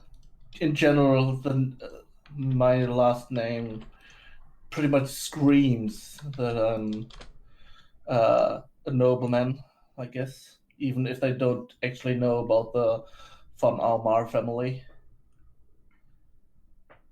That whole Von bit. Yes. Sort of a dead giveaway. Also, your family's pretty that's what important I in was thinking. Magnamar. We're a little far from Magnamar, but that doesn't mean, like, your name isn't under a nobility check. But I digress. Yeah, and the last couple hours... Well, go ahead. Yeah, I was just saying, doesn't get better that my brother is currently doing his business in Ustalov. Ustalov, yeah.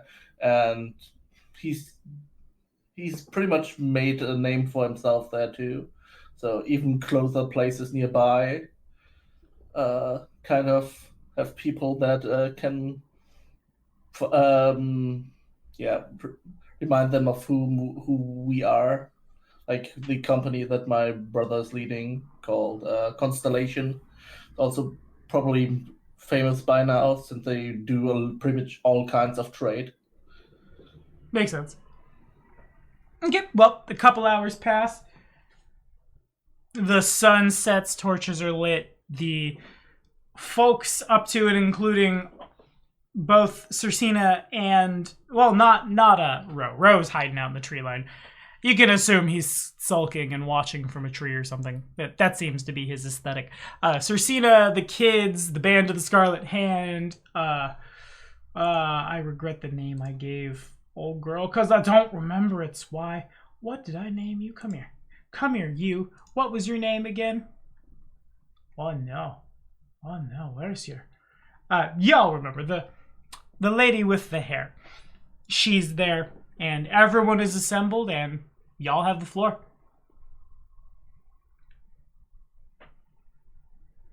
Well, aside from the magic I can do, I'm not much of a performer, so probably or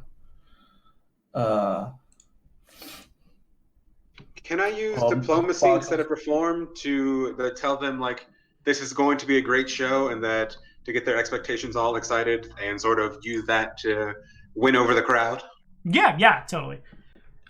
In addition to y'all's checks, some of my checks may not be as impassioned as they could be, but, well, everyone can pretend when I roll a natural 20 in a verbal duel with someone and I can't pull out my inner debate me, brah, and it comes out real bad that it was actually real good. Support me on Patreon so I can go to debate school. Apparently that's something... Well, Lucia's a debate coach. I'll just have her do this. Side out and let her GM this part. But yeah, totally. All right, 25. Not bad, yeah. You say, if you want to flavor it, go for it, Jeff. So he comes out and prestidigitates the sound of, like, his own horns and his own cool entrance and theme music. And welcomes everyone to the fantastic show. You poor local people are in luck. It must be a sad, sad day living here in this tired, boring, humdrum town. But fear no more, for Devin and his disciples have come to entertain all of you. You are most welcome. There's a boo from the crowd. Just from Vin specifically. It's just like, Yeah. God damn it, Devin.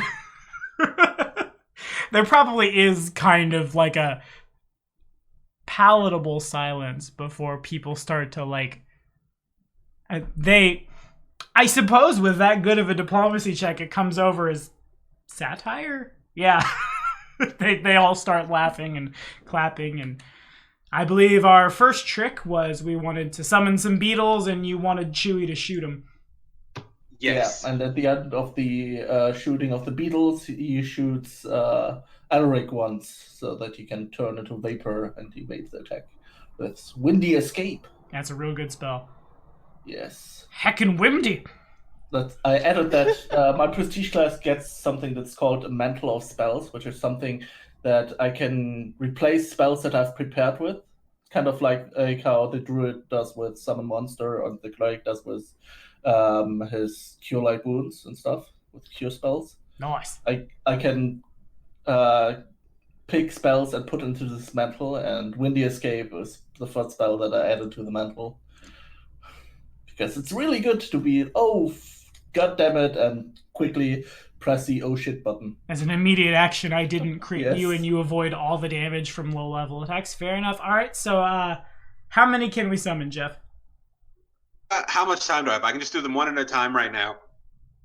If we're just going to do them like a like those clay shooty off things. Don't overdo it, because our cleric has a limited amount of ammunition. Okay, so I figured just one, so it'd be cool looking. The beetles look really peculiar because I can give them tails now. So they're like bright beetles with tails. We'll just do the one just to get them to go. And I think we were going to let other people try if they paid us, like to see if they could be as awesome as he is. Okay. I think maybe do like half a dozen at least. You should do more than one, I think, because one is kind of boring, I think. Well, not if when you you shoot can- it explodes into bright goo. Well, that's true. This thought is we the were gonna do actual two. summoning of the freedom, is the improvised fireworks that we're making. Okay, so we summon a beetle. Ragnar gets his... I forget what the weapon is called. I'll call it hammer musket, and he fires. And do you happen to have a stat block for the beetle? Do you know what it is? I did not. I know it's tiny, but I figured if he did miss, I can make them flash on their own, and then I'll just unsummon it while they're not looking and make it look like it disappeared and make it look like he shot it anyway. Okay, fair enough. So it flashes, it disappears. Fire beetle. Because a 9 is questionable. I don't know if I hit this thing or not, but I want to see if I hit it. Beetle, fire. Yeah, looks like the touch is 11. So Ragnar fires. The shot goes a little wide. It flashes, goes away. With that, Ragnar, he realizes he missed. So he puffs out his chest and, oh, well, look at me. Finest shot in all the stolen lands. And I never, ever miss or accidentally shoot my friends. And he turns and he fires at Elric. There's a, oh! And yeah, and he triggers Windy Escape to turn into vapor. Oh my god. And he misses Elric hard. He probably contacts the palisade a little too close to the ground. Oh my! Oh, I'm so sorry. Forgive me. I'd never screw up. And is he gonna fail a third time? Chewie. That's targeting touch. Well, we at least can write it off as a kind of can you comedy jump act. into the bullet? Well, I guess if the point is to cast the illusion as if the bullet went through him, and the people see him turn misty, and none of them have sharp enough eyes to actually see where the bullet lands, then we just assume that okay, we know it was going in that direction. The musket was facing him, so we assumed that the bullet went through him. Yeah, put that on the end of a social check. Bluff diplomacy or intimidate, your call. God damn it, Chewie. Hi, buddy. Hi. I mean, can Tooksi jump in there? Yeah. I'll assume the lowest roll is aiding another.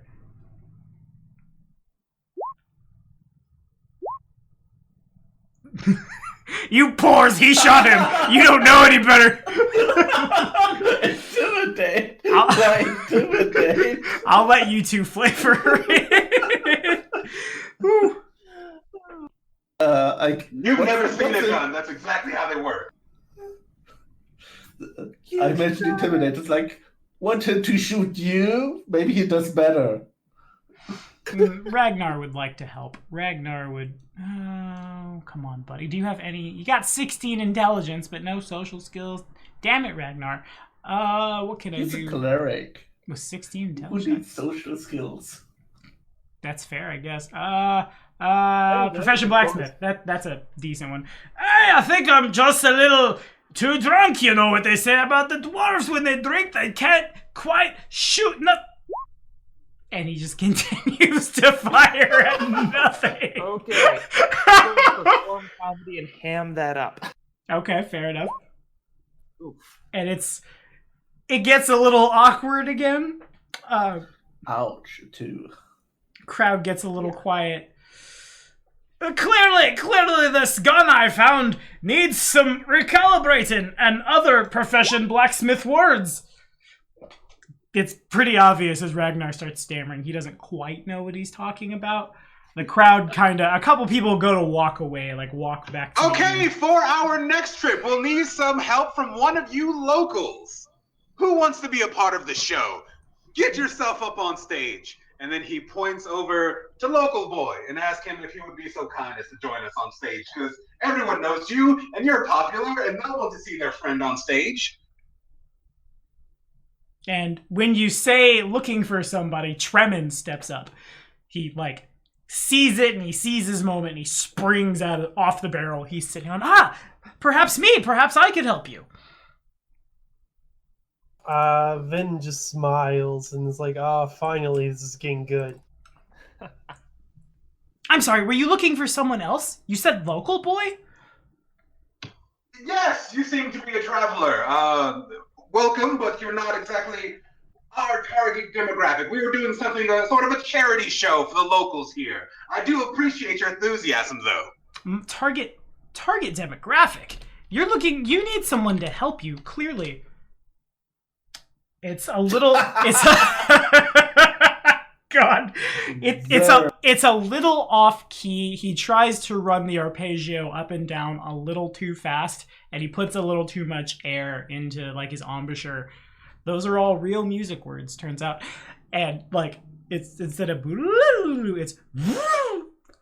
it's regardless, certainly just don't shoot me, okay? Did they say I don't think I caught your name, Master Dwarf, but please put the gun down and no one gets hurt. You don't need he needs another ale. What do you think, everyone? And he puts his arm around Ragnar, and with the other hand, he holds out his hand and points at where his orcish companion is lifting up a thing of ale, and he mage hands it out, and to pull the mage hand closer, he does the come here with his finger and hands it to Ragnar. Ragnar takes it and probably just gets off stage as fast as he possibly can. The crowd hams it up.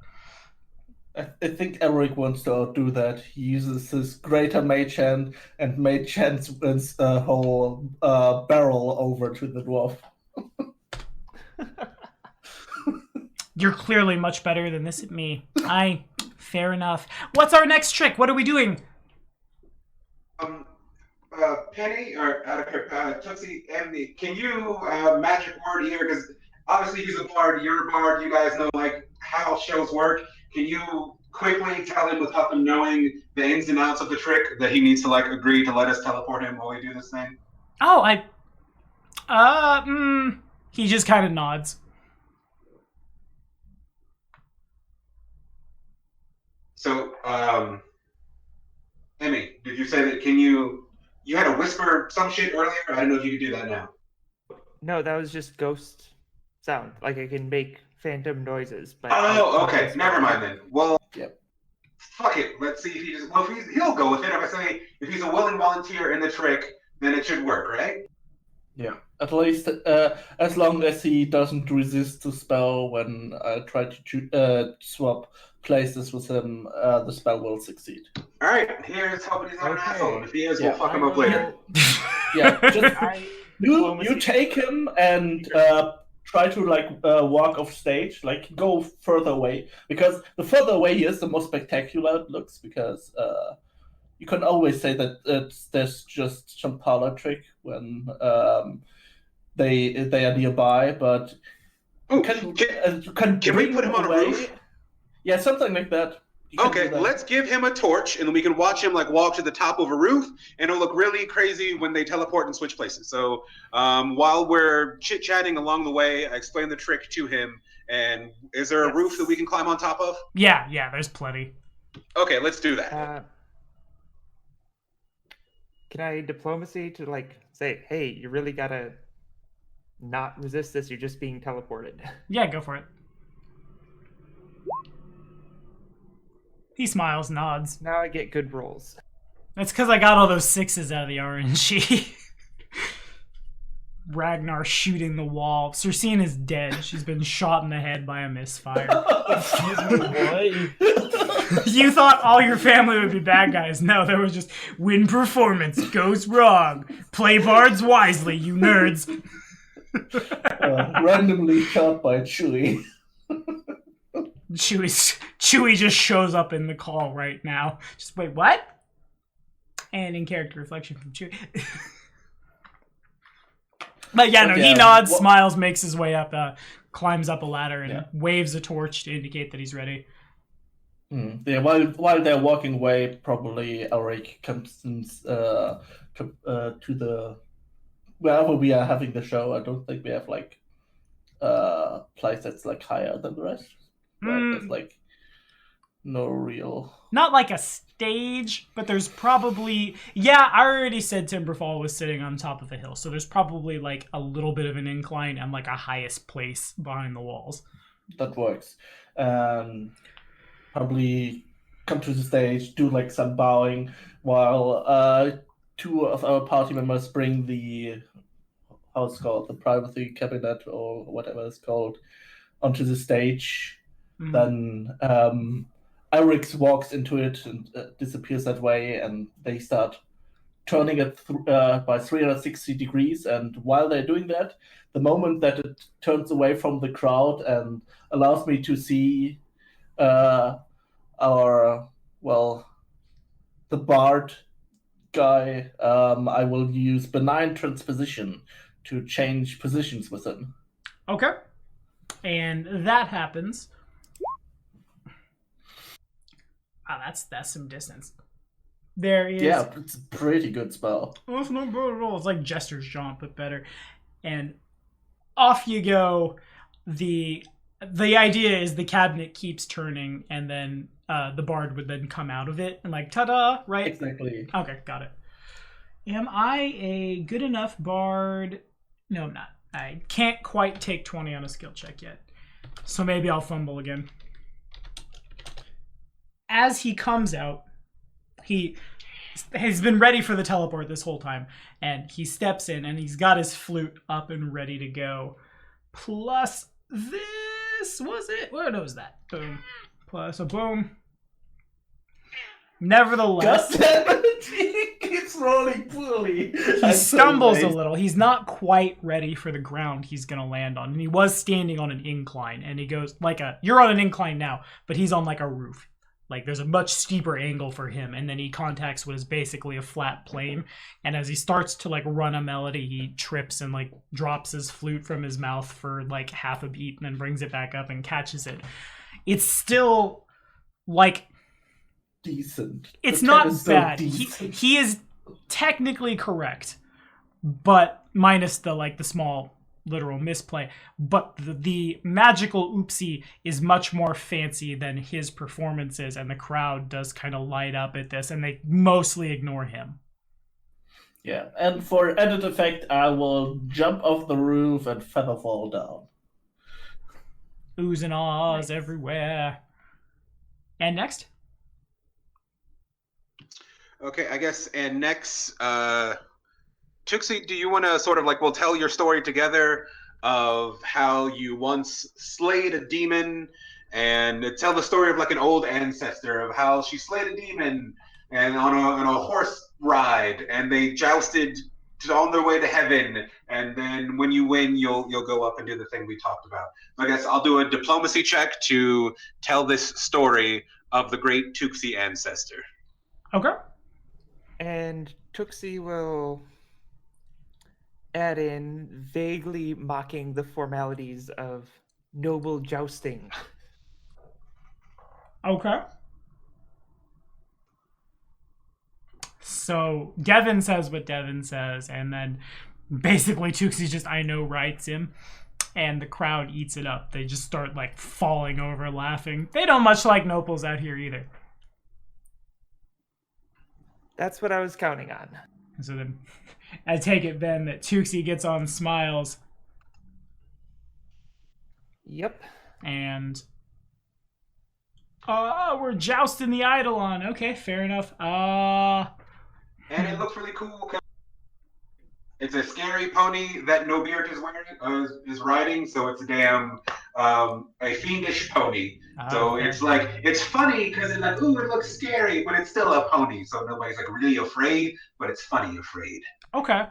So y'all set up. Y'all get ready to go in jousting. Let me get ride checks from... I never thought I would say this in my entire career. Y'all continue to impress me. May I please have a ride check from the Eidolon and also the Bard? Riding Eidolons. The Ride-alon, if you will. Ride-alon. I mean, is the DC lower from Nope. Okay. Here goes nothing. It's not that high of a DC in the first place. So it turns out the Eidolon is really good at riding horses. I don't understand. I guess I don't need to. The dice say it happens. The joust happens, and as y'all like go to mock stab each other, it's Tooksi kind of loses balance a little bit, and she does fall from the saddle. The crowd kind of as this happens.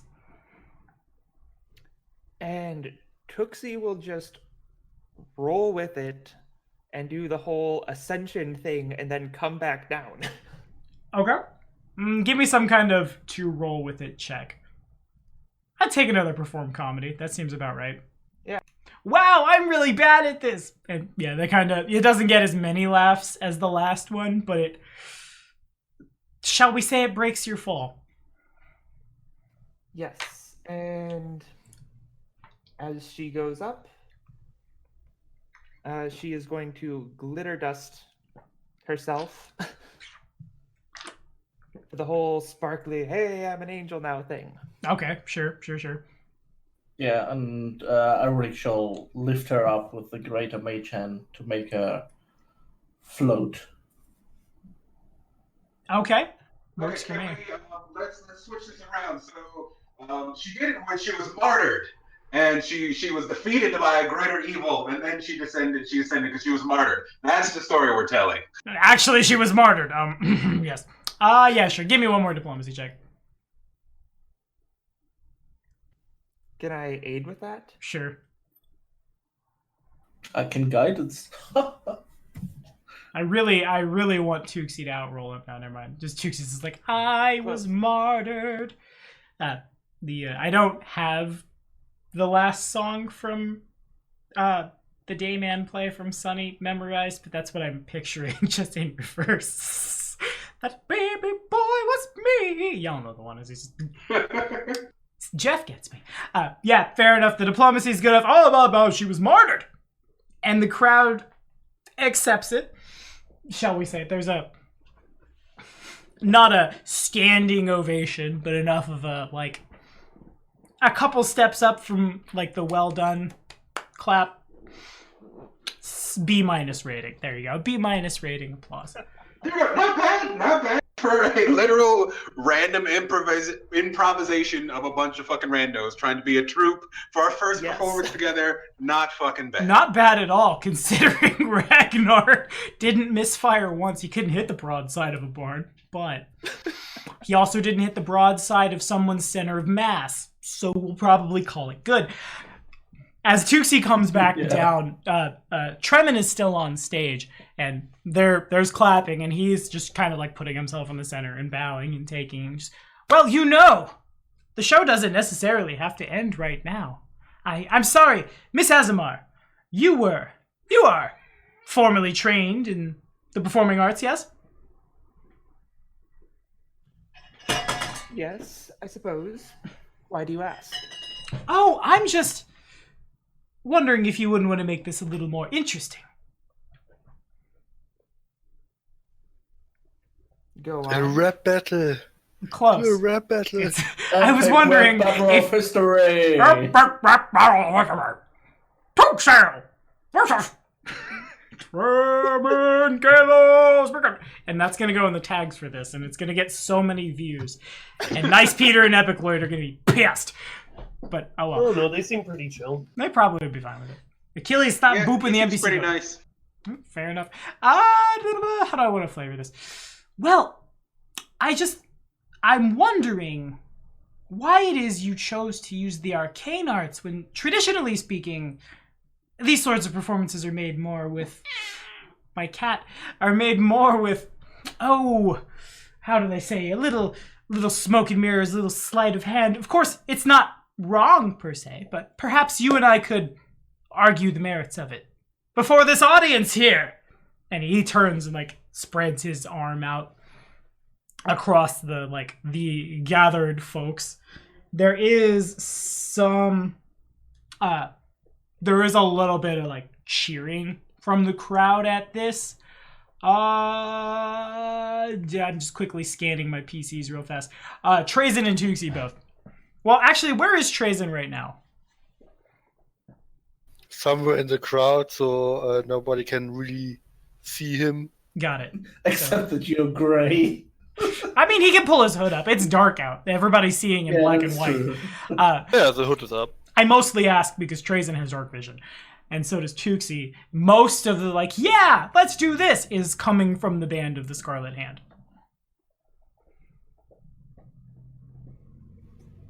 Gotcha. And in a mechanical sense, Emmy wanted to play a bard archetype that's really good at verbal duels. So I guess, Emmy, what I'm asking you right now, if you're ready, is do you have time to duel? Yes, I do. Yaw move. I'll do the yaw move. Get it. Can I be her hype man? Sure. Elric, yeah, you hear some cheering, and you don't have dark vision, and there's torch light up, but there's not enough light anywhere out here to clearly display the faces of anyone who's not on stage. But it stands to reason that this might have been Tremon's goal all along, was to, dare I say it, his goal was to get on stage with y'all fast enough to then turn to Tooksi and be like, bruh, debate me. Okay. And we're all going to learn. I have a working understanding of the verbal duel rules. I could possibly maybe screw it up, but we're, like I told the OG Kingmaker squad, we're learning them together. Can I attempt to assess the audience's biases? Yes. Considering I've had more than 10 minutes to interact with them during this whole performance? Yeah, that's reasonable. Alright. You know, a lot of tables would just, let's do this with a quick knowledge challenge, but no, we gotta do the hard way. As far as their biases go, it's hard to say. You would expect from this crowd things like logic might not appeal to them, especially with the mood you were currently trying to cultivate, might not appeal to them as much as jokes or things at the expense of your opponent, or things that would resonate with small towners, as it were. But it's also pretty clear to you that Tremon has had enough time to seed the crowd. Got it. So I'm at a slight... So Tommy, with that intimidate, I want to like hype her up and then talk shit onto him that he's never had a tongue lashing like he's had from the shiniest copper girl that you ever did see, blessed by angels with a who needs a silver tongue when you have a copper tongue and a wit that quick, etc., to make him seem like a little bitch, and she's awesome. Okay, fair enough. Usually you need like 10 minutes to seed a crowd. That was a pretty good check, so I'll let it be. It's enough to maybe not cancel out the fact that the crowd has been rigged in Tremon's favor, but it's... I'm just seeing exactly...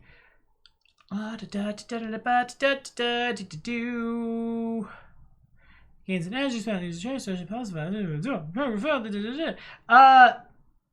got it. I know where I'll use it. The check was successful. Enough, like, people come in a little closer for this. A couple of chairs are brought in from the inn, and the pair of you are situated next to each other. Tremon turns and, well, I think it would only be right and proper I allow you to go first, my friend. The opening remark is yours. And real quick, Emmy, before you pick your tactic and start rolling at me, what is... Well, you go ahead and you do your sweet, tasty flavor text. I can just grab your character sheet and get the answers for what I'm looking for. Just need to know your resolve, the average... Okay, got it.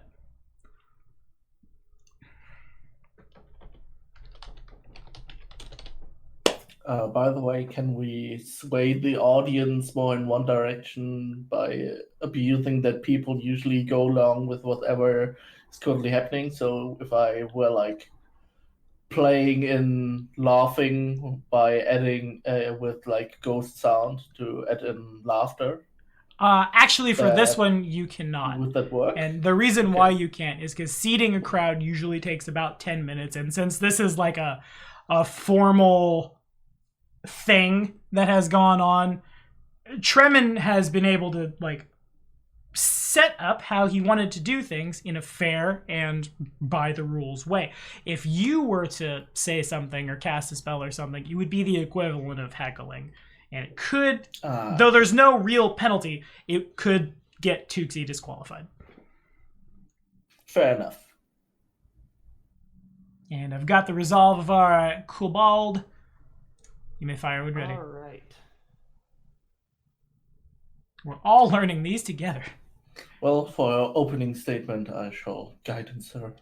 That again would fall. That falls in the you are using magic to. The same thing would happen if if Emmy's tactic would call for a bluff check and she glibnessed herself. Okay. Yeah. Fair enough. Fair enough.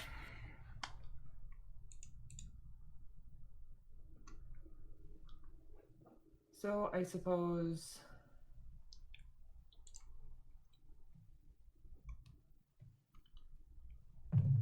Tooksi will open with a little bit of mockery. Okie dokie. So the debate was about why we prefer Arcane magic over using magic for performance slice versus of- using talent, basically. Yeah. Or that sounds crappy. Rather, the argument that Tremon wants to make is that performers who would use things like sleight of hand or acrobatics or things are of a higher caliber than someone that would like cheat the system with magic, basically. And we got it. So you're gonna do a mockery. I assume you've assigned which skill you'd like to use for this. Make it so. All right, here we go. The ante is presently at 1. Fair enough. Now remember, that's when you're rolling these, it's not necessarily the Or no, yeah, it is. Yeah, it is. Because that uses your charisma. So that number stands. Okay. And he will counter. What do I have prepared? I think I get to choose what I can counter with. I think. Yeah, you get to choose what tactic you use to counter. Okay. It's not like rock, paper, scissors. I don't have to pick at the same time. Mockery, and it does gain a +2 on the associated check when countering a tactic with a negative audience bias. And I'm trying to, I guess, if I can choose, he has his stuff preemptively picked. He gets a -2 when he uses flattery to counter, so he's not gonna do that. Oh my. I guess there's not really much I can do here. Mockery's not a horrible open. You could choose to end the exchange. I could just... And not the whole exchange, but like this one back and forth, and then you only take the one ante. That's fair. Okay, so what happens if he tries to counter with something and loses right now? Huh?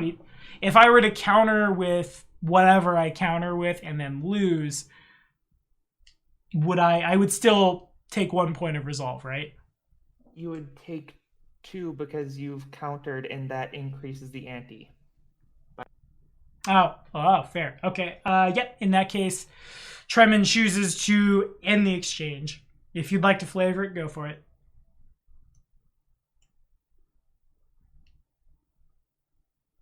Oh gosh, I have not thought this far ahead. Yeah, It's no. already over? No, he's conceding round 1. Oh. Yeah,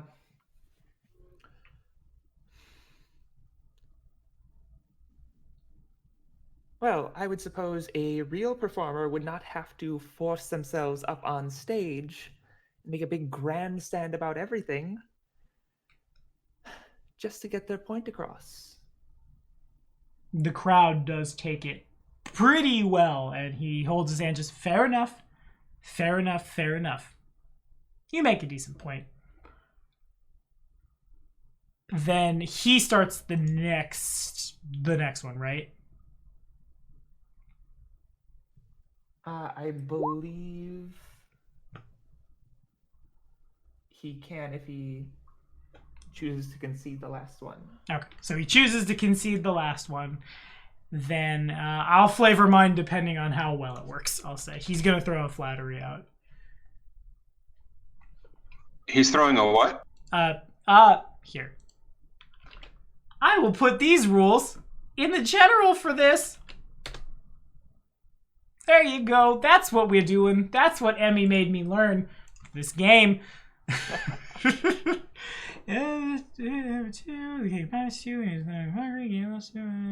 yeah, fair enough. Got it. Okie dokie. We're gonna do what we can. I believe in my NPC that I created. I'm just pulling this from the NPC codex. Haboski. Ouch. Flattery 26. And by winning, Emmy has 1 edge right now, right? She has 1 edge by default when she starts the debate because of her class. Okay, so then you would go to 2? I think is how that works.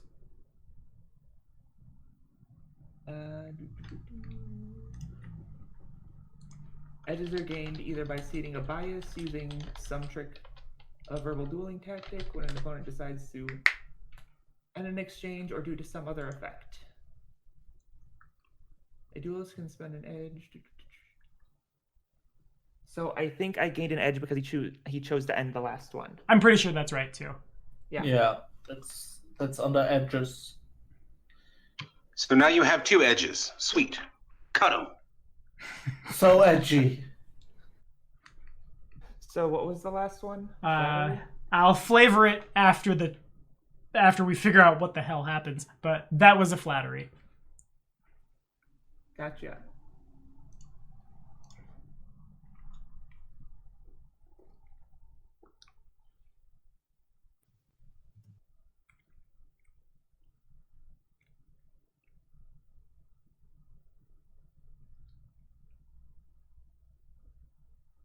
as this is going on. The crowd kind of just leans in.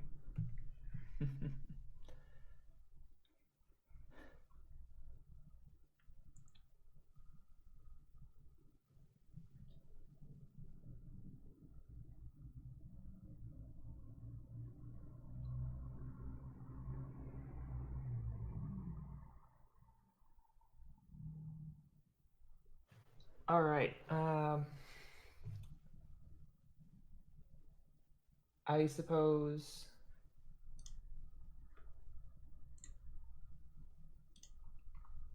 Tooksi will concede that it reduces the ante of the exchange by 2, so then minimum of 0. So there is no ante. She doesn't lose anything, but he does gain a edge that can be used with any skill check in a verbal duel. Okay, fair enough. So Tremon steps forward and says, yes, I am so sorry. How dare I step onto your stage during obviously one of your very first performances together. Forgive me. I'm really sorry. And the crowd kind of leans in, and round 3. So I got me an edge. Yep. And I've taken 1 resolve from losing 1. And since you lost, you would lose 1 point of resolve too, right? No, because flattery reduces the ante. Oh, I see. Fair enough. Okay, cool. So therefore, I don't lose it. It just goes to 0. Got it. Okay. Well, then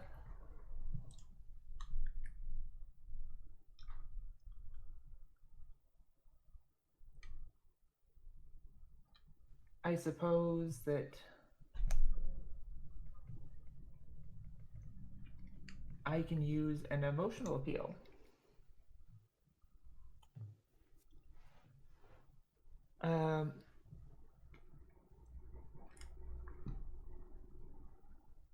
She'll open up and say,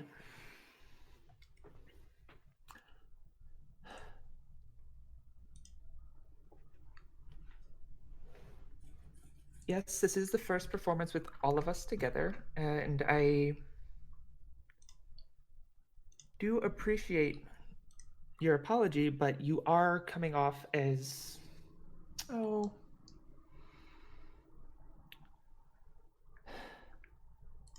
bit harsh, bursting up here on stage. It seems like you're trying to ruin the show for the audience and not allow them to enjoy it. Boo, Kanye West. Nobody likes Kanye West. Huh? I call him Kanye West because he came up on stage during our shit. Tremon, in fact, will not let you finish it.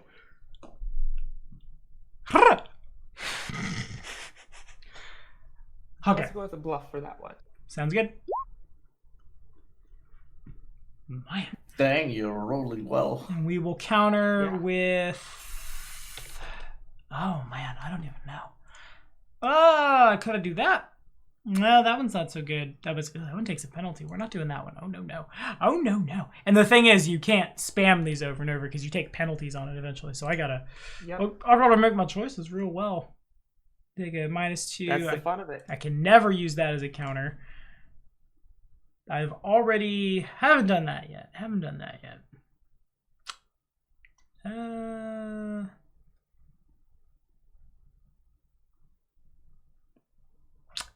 Yeah, we're gonna try to do that. That seems pretty flavorful for if this were to fail miserably. And it probably does. He's gonna burn his edges. He's gonna burn his other edge. And try as he might, he's gonna pull out baiting on this one and had to crit. Didn't crit. So you say what you say. He's like, well, I was just trying to help. Why didn't you? Fair enough. Obviously, you are better with words than myself. Excuse me. And he walks off the stage. His cohort gets up from the audience and goes with him back to where they're sleeping for the evening. Womp womp. Womp womp indeed. Can we now play cheering?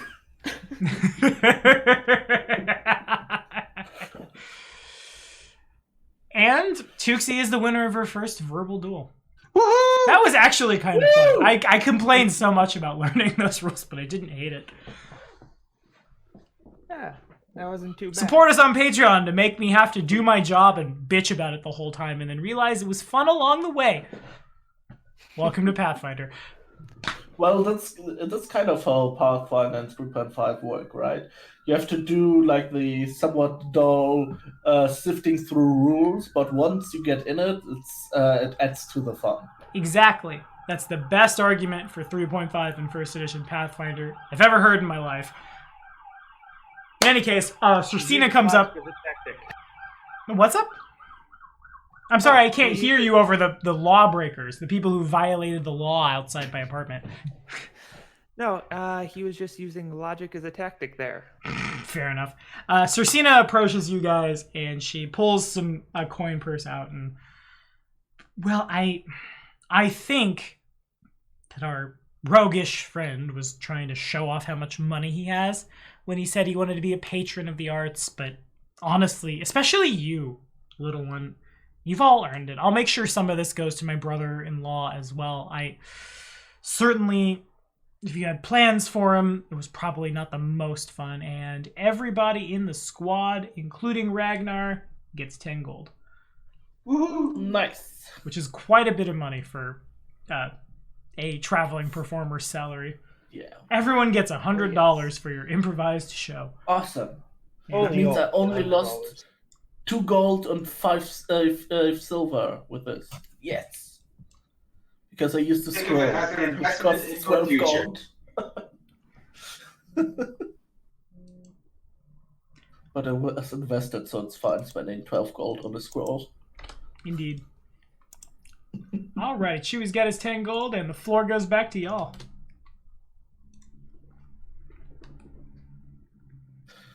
My powers vested me since I see that Chewy will not be making it tonight because he's too beeped. Ragnar goes to sleep now. Goes to beddy, bye. So we're all happy. We're doing a good time. So I walk over to Penny and I say, it's a shame that rogue or that bard or whatever he was, a son of a bitch, interrupting our show. I think he could use an eagle to the face. Are you up for a bar fight? God damn it. I was just about to bring out the meat, and now you want to start a fight? You gotta pay everything. We can wait. I think I've thrashed him enough already. Yeah, he got a lot of mental bruising. Oh, and by the way, thank you for talking me up back there. No problem. I couldn't have you look like shit for my show, so I thank me for helping me. I'm welcome.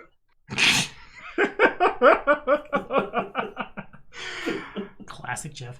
Well, you sure know how to take a compliment, don't you? I know, because I give the best. Look at my shoes. They're very pretty, see? Too bad that you shove them in your mouth all the time. I would appreciate them more if they weren't so out of season already. Like, they were in, but that was months ago. So I don't know if I can give you that one. He's ashamed because he knows that he got them on sale because they were like 3 years old, and now he just feels ashamed because he's like trying to show these flossy boots, but they're clearly out of style. Like that one scene from Legally Blonde, if you've ever seen it. Yup. I was gonna start singing Macklemore, but that works too.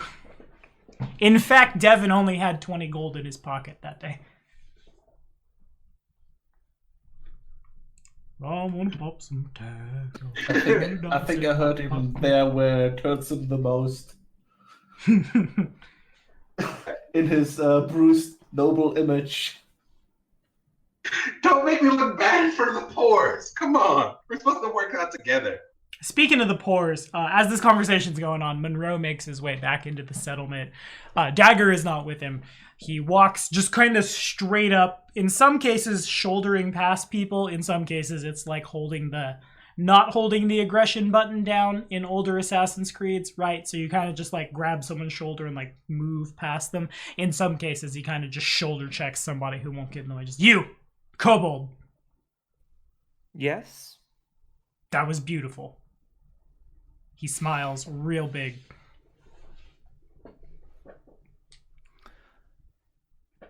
Oh, thank you. I suppose if you had had your friend eat me earlier, it wouldn't have been quite the show, but I appreciate your enthusiasm. Of course.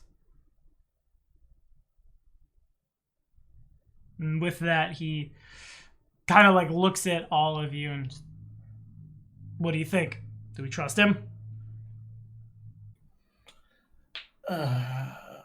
I have trouble feeling trust for him. He doesn't seem that trustworthy as a person. Like, I was feeling around a bit while I was waiting in the crowd during the debate, and I could tell that there were provoking this confrontation, and he was trying to rail up the crowd against Tooksi even before everything began. It's not something that a person would do that you can trust. Makes sense. Folks like him certainly need more than one person to stand them up. Otherwise, he's just a mewing little kitten trying to get food. He did have quite a bit of money on him, though, which has me somewhat suspicious. Especially if he was trying to provoke the crowd. Who's paying him? Yeah, I'm especially concerned about in general, because they are sellswords, so you can never be sure of their loyalty, since they will usually go with whoever pays the best, and we don't know how well financed our opponents are in these lands. And for especially, we don't even know if we know of all the different like factions who are vying for this land. It might not just be the necromancers that will be our trouble. If some neighboring country or noble or somewhat decides that he wants to stir up trouble in here, then they can easily do that with money and, sell swords like them.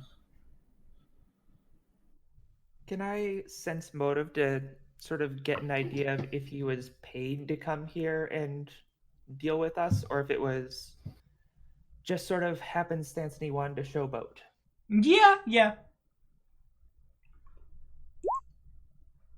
So, finally, a good sense motive. The thing about mercenary types is, I guess I'm going to quote straight from the Chaotic Neutral memes on this one. He's definitely a might save your life, might steal your wife kind of guy. He's going to go wherever the wind blows him.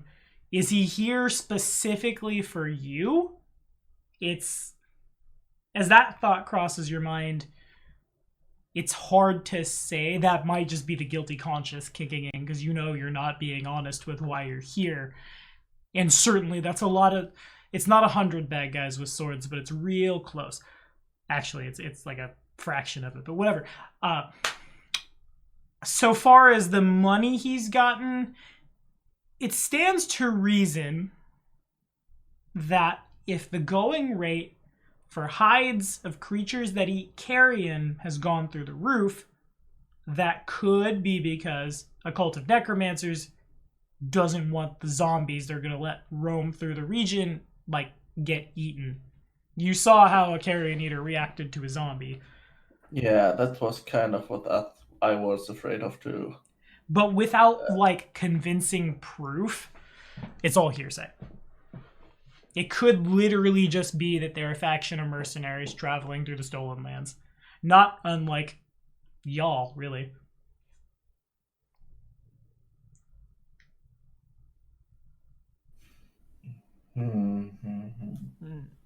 Yeah, it's kind of troublesome. Like, even if they do something that we don't want them to do by slaughtering all these corpse eaters, it's difficult for us to have a good reason to oppose them in this.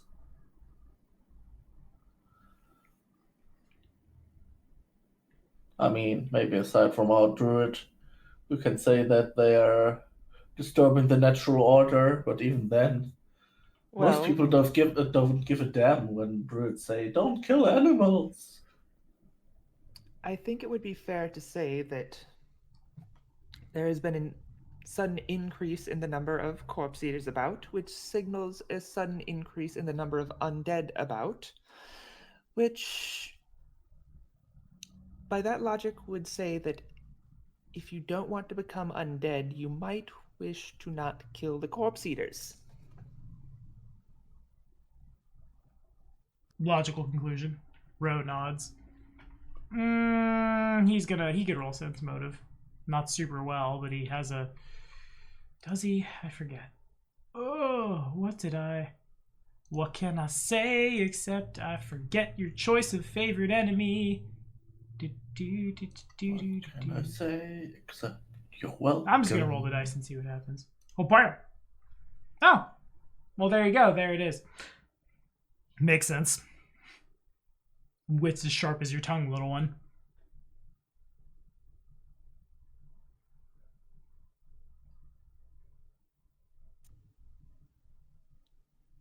I don't think he is ill-intentioned, per se. I just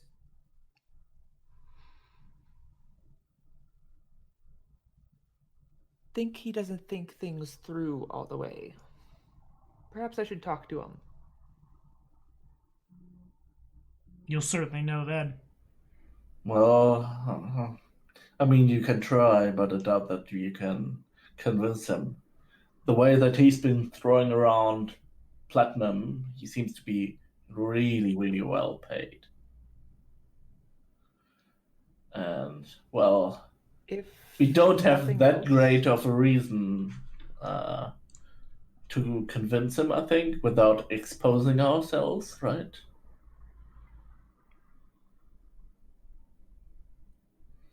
And they're probably well enough armed to be able to deal with stuff here, so even intimidating them could be troublesome. Even then, with this much money, a lot of people could easily overcome their fears, even if they are scared. I don't think we necessarily have to intimidate him, just Yeah, I'm just saying that appeal to his greed. If everyone's undead, there'll be fewer and fewer people to pay him.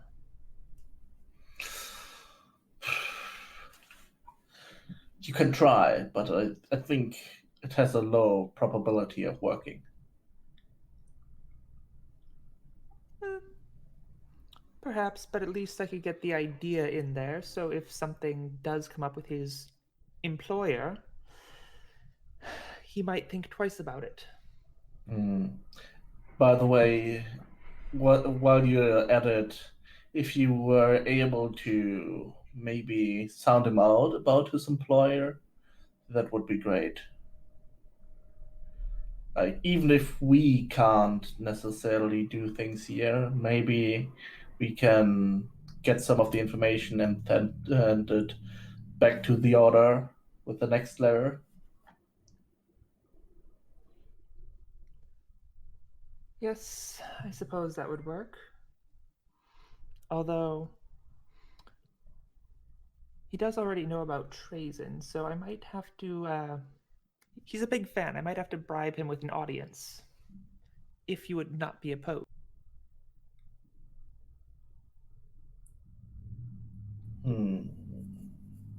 Maybe. I'm not 100% sure how you want to do that. Also, I think treason isn't quite back to the way he was. From what I understand, he's still missing a lot of his memories and abilities from the time before he returned. Yes, I Like, suppose. when you think of the stories of the deeds that Trazen has done, then surely everything that we would have encountered so far, he would have been able to solve with but a wave of his hand. But it's obviously that he's not yet back to that kind of power.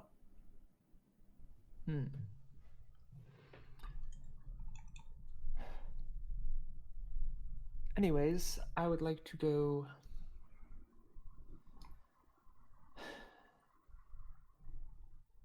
talk to our friend and Devin, would you mind accompanying me?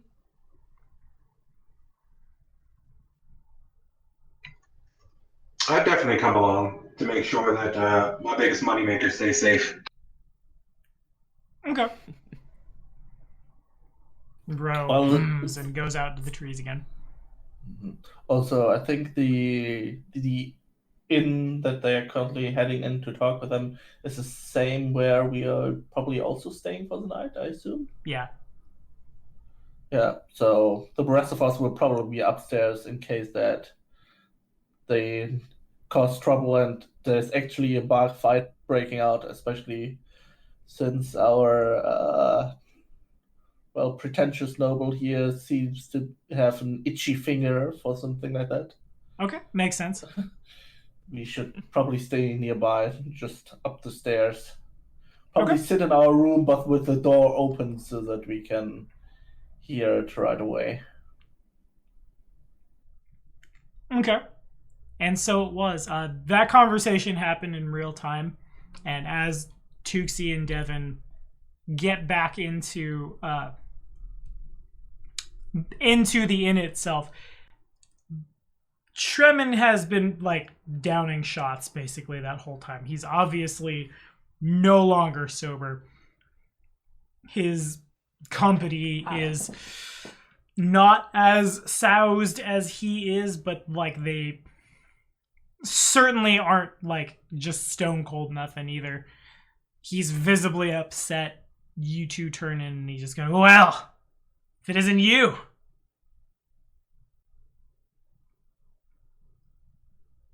What do you want? Well,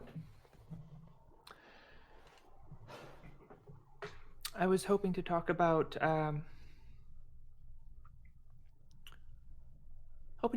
your employer, see if maybe we could find some more work. Diplomacy check.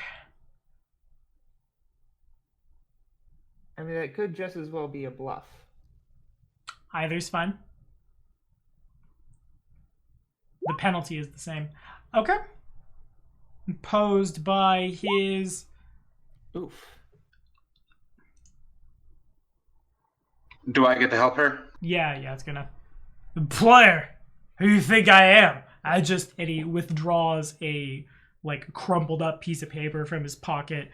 He sets it down, like, slams it down on the bar and spreads it out. And it's just in common wanted carcass eater hides, 10 gold pieces per unit, payable to, I need an NPC name sheet. We'll say payable to front office Mayor Yosef Salimas of Restov. I don't have an employer. I just show up and I get paid and we'll go out again. Huh. Knowledge, will that be knowledge local to figure out this mayor and that town and all? Mm-hmm. Yeah, and I can try knowledge nobility. Oof. That's good enough. He's a pretty well-known figure. Mayor Yosef Selimius of Restov is the... I won't say the ruling body of the city of Restov, but he's like our president, if you will. The Aldori Sword Lords have a council. The council advises him. That kind of thing. He's the ruler of the town, but many people say it's the Sword Lords that are, like, actually pulling the strings. More truthfully is that he, like, isn't gonna just rule with an iron fist in an absolute monarchy. He's gonna listen to the people who are smart around him, and most of the Aldori are. Most of them come from, like, a noble upbringing. Most of them, what am I trying to say? Like, in addition to being good with a blade, they've all learned their reading, writing, and arithmetic, right? That kind of thing. And certainly it would stand to reason that if the mayor wanted something done and wanted to hire mercenaries to do it, there would be some kind of notice board somewhere, and someone, like, he would have the authority to get a scribe to pen the thing and yoink it on a board, and he pulls the notice and goes and does the thing. Well, I suppose we should talk to the mayor about this bounty then. Yeah, suppose, or one of his aides. You going back to Restov?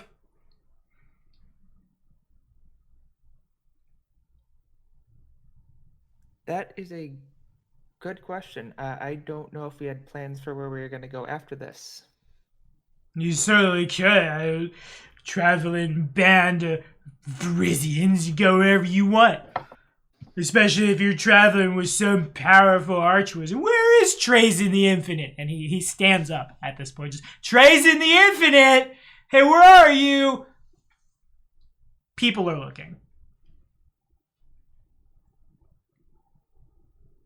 I am going to diplomacy the people and essentially tell them that he's drunk, shouldn't be ignoring, or should not pay too much attention to what he's saying. Okay. Man, I am not rolling well tonight. At least not after the duel. A couple people, yeah, you did real good in the duel. A couple people in close proximity to you guys go back to their drinks, but as the telephone game disseminates back, some people don't quite get it and they're still staring. The rest of the band is still, like, he's a little too drunk, and they approach him, but they don't try to stop him. More, they try to flank him. Well, where is he? You said I could meet your powerful archwizard friend. No, I said he was a wizard with bad arches. Horrible feat. No.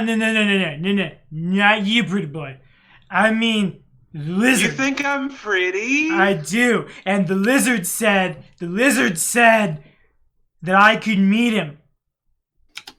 Alright, that's, calling me a lizard, that's going too far. No, I'm sorry. I'm sorry. Threat? The beautiful celestial thing. You. Where's your friend? I love how he gets drunker and just becomes Lego Batman.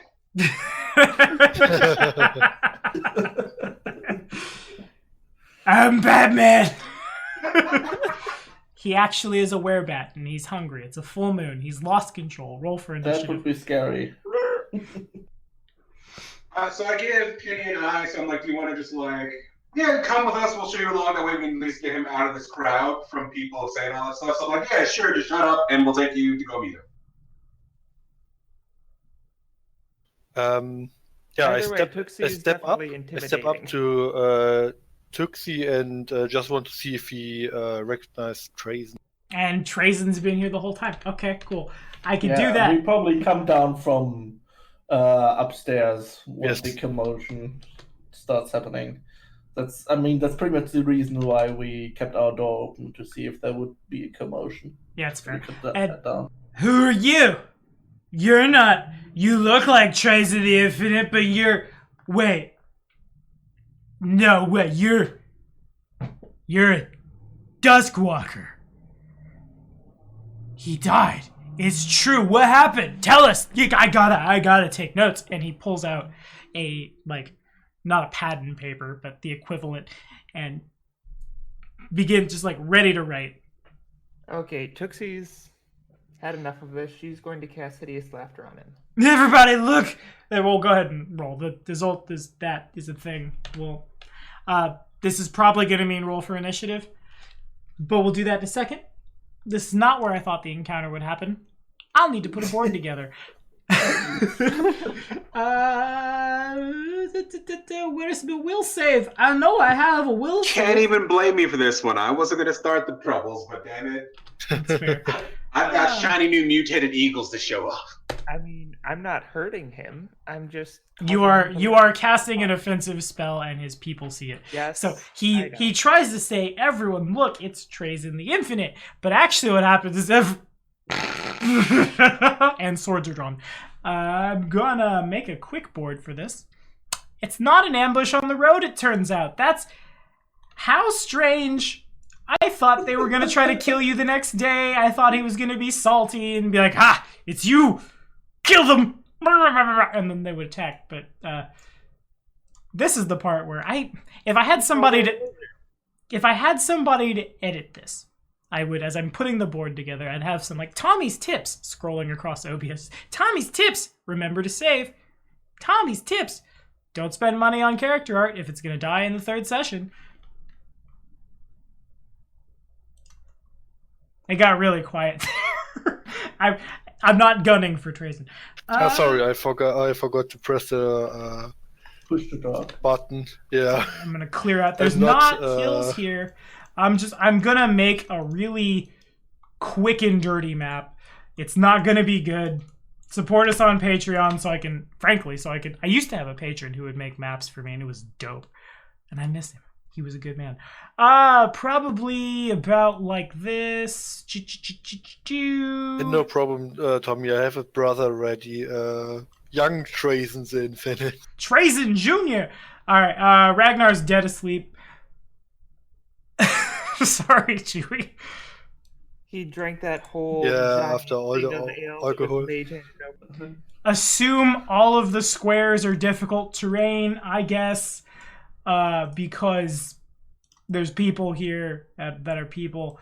Just putting everybody on the board. Do-do-do-do-do-do. I'm just gonna start singing. Who are This is the barn. Whip. Boop. Alright. Okay. So I'm gonna Can you give me control over my token? Yep, 1 sec. The bar, such as it is like this. He is here. His folk are here. I'm gonna assume Tooksie's like here. Devin's like here. Better give. Oh, you don't have control of your token. That's my bad. Who's the bard?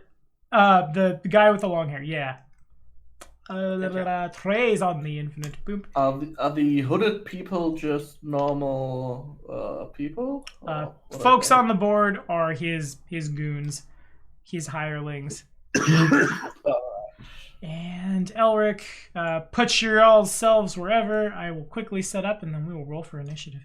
Well, we would probably be at the foot of the stairs, so wherever you place the stairs, we would probably be. And I'll call them like, stairs up or here. Good enough. That corner.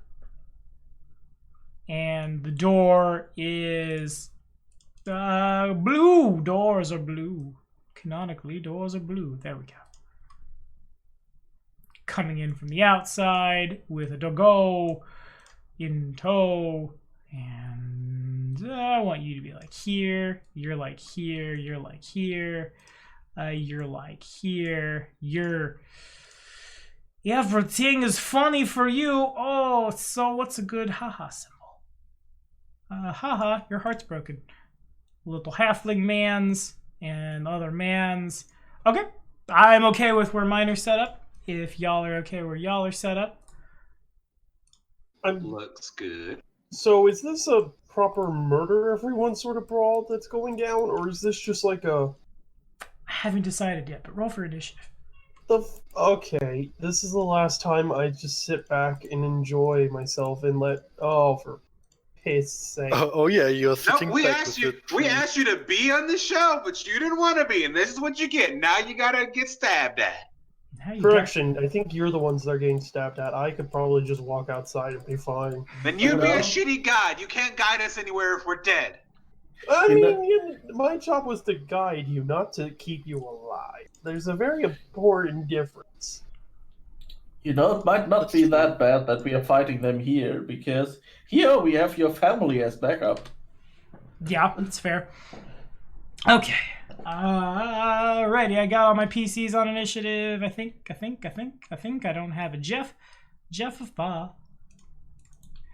Add turn. 17. And got a Tooksi, got a Vin, got a Trazen, got an Elric. Did all of those make it over? They did. And now, I'll go to my NPC codex, because it's just so much faster to flip through this. Boom. Shaboom. Such as it is. That makes sense for the guy who's hideous laughtering on the ground. Boom, bang, boom. Quick, someone give more tips to the people watching at home as I set up about how you can make great games. But no one say, have the initiatives rolled ahead of time. Because that would be bad advice. Always try and incorporate into your games a level of just random sort of chance and potential. Random encounters and whatnot. People tend to underplay those, but it can be fun to just come across something that many people tend to think of as just minor actions, but are actually pretty fun. One of the most interesting and engaging things I had was where a group of players of mine came across a house that was really weird. And when they touched a bit of the house, they realized at first that the house was upside down for some weird reason. And when they went inside, gravity changed for them. And then afterwards, they all had the smart idea of breaking off chunks of the house and like tying them to arrows and whatnot, so that way they had gravity reversing arrows. Did that work? Yes, they actually managed to kill a pretty high level enemy with using it because they were outside and they just hit him with a fucking arrow and he flew off into the out of the atmosphere. Well, that case, It's the like GM should be careful what to give the players. I mean, they spent like 30 minutes freaking the hell out about the fact that they were stuck on the ceiling, and that I dead ass made it clear to them that if they walked outside, they were gonna like fly off the earth. It was hilarious. That sounds like a Ross game. There was also the time in which they managed to convert and basically get a winter wolf to follow them around. Nice. Yeah. That games are weird. Did you ever watch the show Shaolin Showdown? Yes. Yep. I love that show. I once, they were walking by, like, this is a nice fountain, it's decorated, and it's like a magical fountain, and it just dribbles water, and I was like, can I take the thing with me? And then I wound up, like, mixing an enlarged person potion into it, and made an orb of Tornami to shoot gushes of water at fire elementals. Nice. Beautiful. Okay, I'm gonna capture this beautiful board that I've made. Oh my, it's the best board. Also, Ross, you are a treasure. Have those ready for when I need to set these up. I appreciate you so much. Okie dokie. Okay. First up, it's the Hobgobo. I gotta quickly turn to the Rangers section of this book. Oh, that's Paladins. Paladins. There's the Ranger. She's a little far away, and she's just come in. The wolf is trailing behind her. And she sees everyone draw swords and doesn't quite understand what's going on. So she kind of just pulls her bow up and fires. She's going to shoot at... Looks like we're firing at Vin. Oh, goody. What am I getting shot at? Because I rolled a d5 and rolled a 1. That's I haven't why. even drawn a weapon. Oh, good. They tell you it's a ballroom blitz. Ballroom blitz. This isn't a blitz. This is attempted murder. 23 to hit? Yeah, that hits me. You should have expected that when our nobleman said that he wanted a bar fight. Does a 14 hit your flat-footed?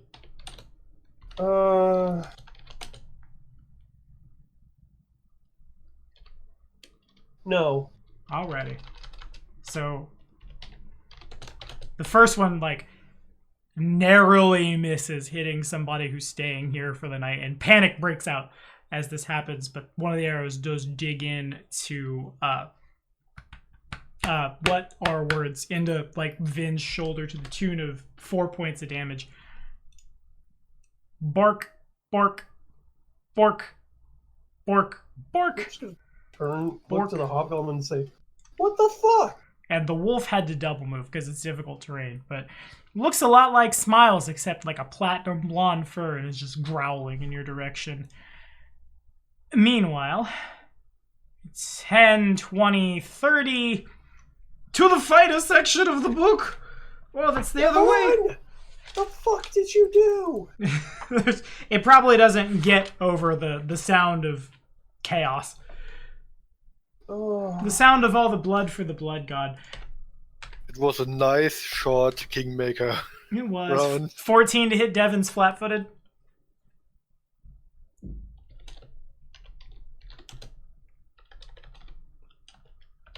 Oh, Devin. Boo, yeah, 14 hits. And sword comes out. He did something to what is his name? Did something to try and kill him! And leans in, stabs, 7 points of damage. Trazen, the man of the hour. Speaking is quick action? Yeah. Not a standard action, right? Mm. Diplomacy, intimidate, bluff is a standard. Speaking is a free. Okay.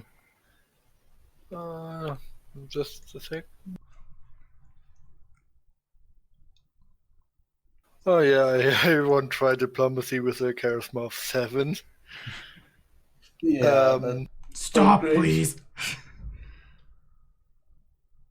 We can be friends. Why can't It's we like, be stop! friends? And you're gesturing with your arm that's holding your staff and you're smacking someone in the face.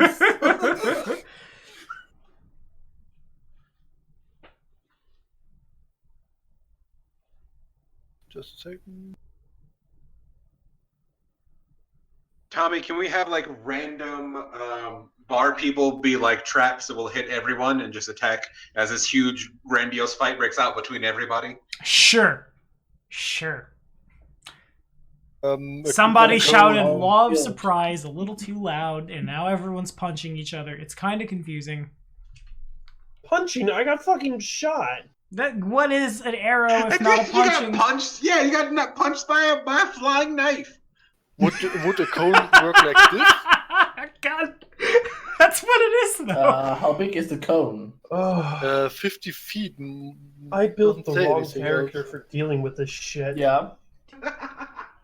Would I work think that you way. make like a fantastic straight man. So to all would the I crazy try? shenanigans Would I happening hit around Tooksi and Devin? don't Not think so. Devin. Hang on. 5, 10. It'd be more like this is your cone. There are innocent people in those squares if you're about to burning hands, though. I deleted my token. I think. There's innocent people if you're gonna kill them. Pharasma's mad takes you away. Nope. I can't delete the blue line, so I would hit Tooksi. You would hit. No, you wouldn't hit Tooksi or Devin, but like there's a person in this square. There's a person in this square. There's a couple people you're gonna Innocent hit. bystanders. Ah, okay. Yeah. Yeah. No, I there are no innocent cast bystanders, color they're all spray in far- this far- direction. Okay, that doesn't kill people. Are we still gonna color spray people? Okay, cool. Works for me. Collateral damage. Well, it's not real damage. It's just passing out. It's not real damage. It's collateral damage. All right, let me make some wheel saves. +3, first fighter, second fighter, and you, sir, probably have about that. Actually, I'm gonna go double check because that's not his sheet. I need to look at his sheet. A +3 on will? Wow. Oh, it's pretty normal. There you are. He actually Really? has a +4. I Okay, mean, so I don't have any willpower bonuses, and I think I have 5. this guy here is Yeah, able but to like fighter get normally his. don't have a will bonus. Sorry, Tommy. What happens if I save? Each creature is it like fort negates, will negates? Okay, so this one's fine. This one is unconscious, blind, and stunned for 4 rounds. Boom, boom, boom. This guy is unconscious, blind, and stunned for 7. And this is why we don't burn our spells in the performance. Okay, yeah, fair enough. They drop. There's also... I only burned half of them because I used a scroll. This guy... Can I this still guy, do a 5-step? Yeah, you can't 5-foot step because everything's difficult terrain, but you can move. So that would cost you 10 feet. Please again? That would... All the squares are difficult terrain because people are freaking out. So you can't take a 5-foot step, but you could move. It just costs double. Ah, okay. Yeah, you're not threatened, though. You can move. You don't need to take 5-foot steps to disengage. Yeah, but I would like to reposition myself. Yeah, you can use your normal movement, is what we are saying. Yeah. Okay. So you have 30 feet, but because it's difficult terrain, you only have half of that. So you have 3 squares of movement. Ah, okay. I thought after casting I can't move anymore normally. No, you can. So it goes to Tooksi. Then I go there. Gotcha. Okay, so just 5 feet. You could go 10 feet more if you want. You could move 2 more squares, yeah. I go there. Okay. Okay.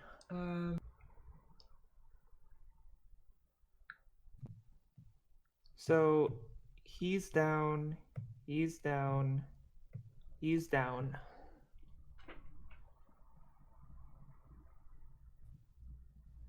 I believe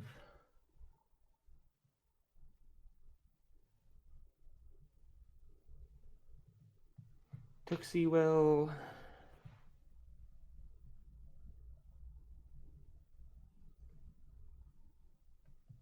Diplomacy, we don't want to fight. Up here and coup de grace. do I have no? Do I have? I don't have rope or anything, but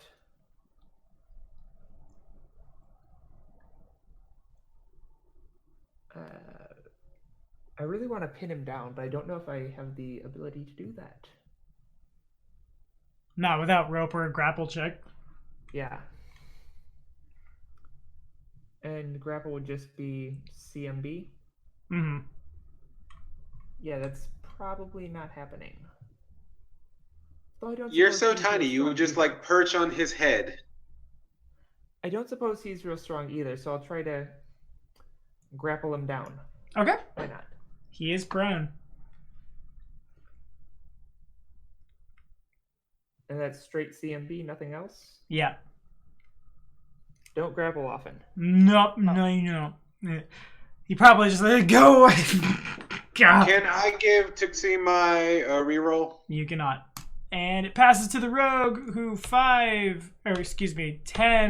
20, stabbing Tooksi, hands off my lord.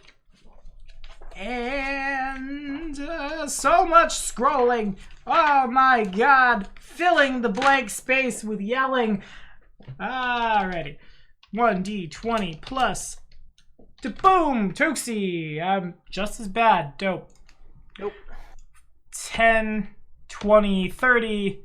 It provokes an attack of opportunity from Tooksi. Yeah, Tooksi will swing at him with her rapier, but she'll try to do non-lethal. Okay. That's like a -1 or something. -4. -4. No, stab him in the fucking eye! That's what he's gonna try to do to Devin.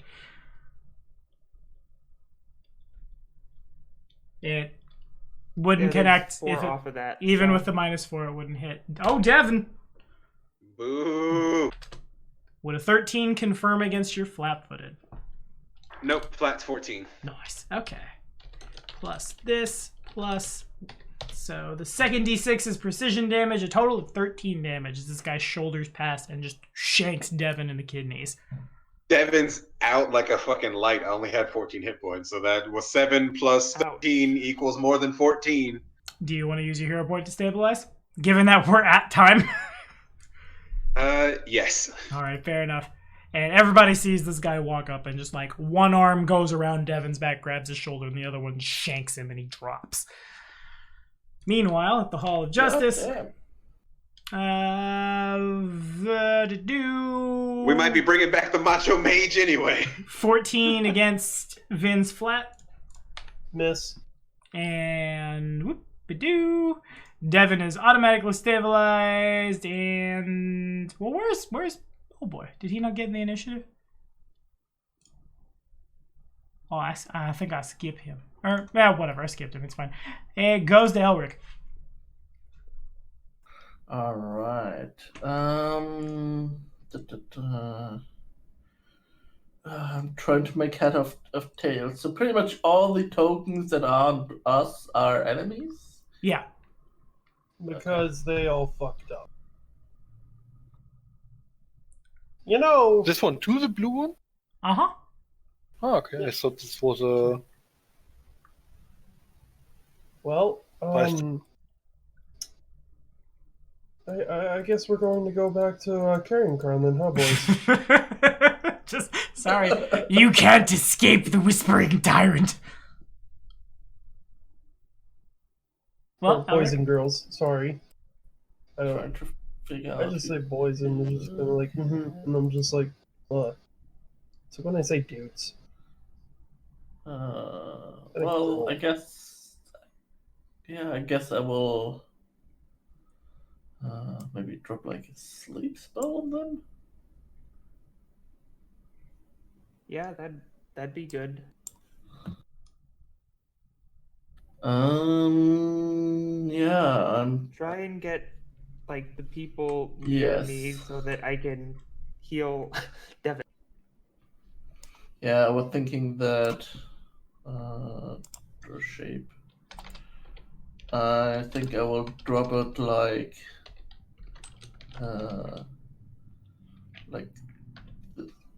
this probably, because it's 10 feet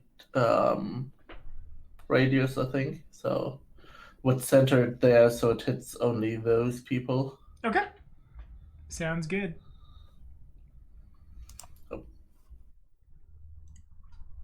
Time to make some click will the saves. spell.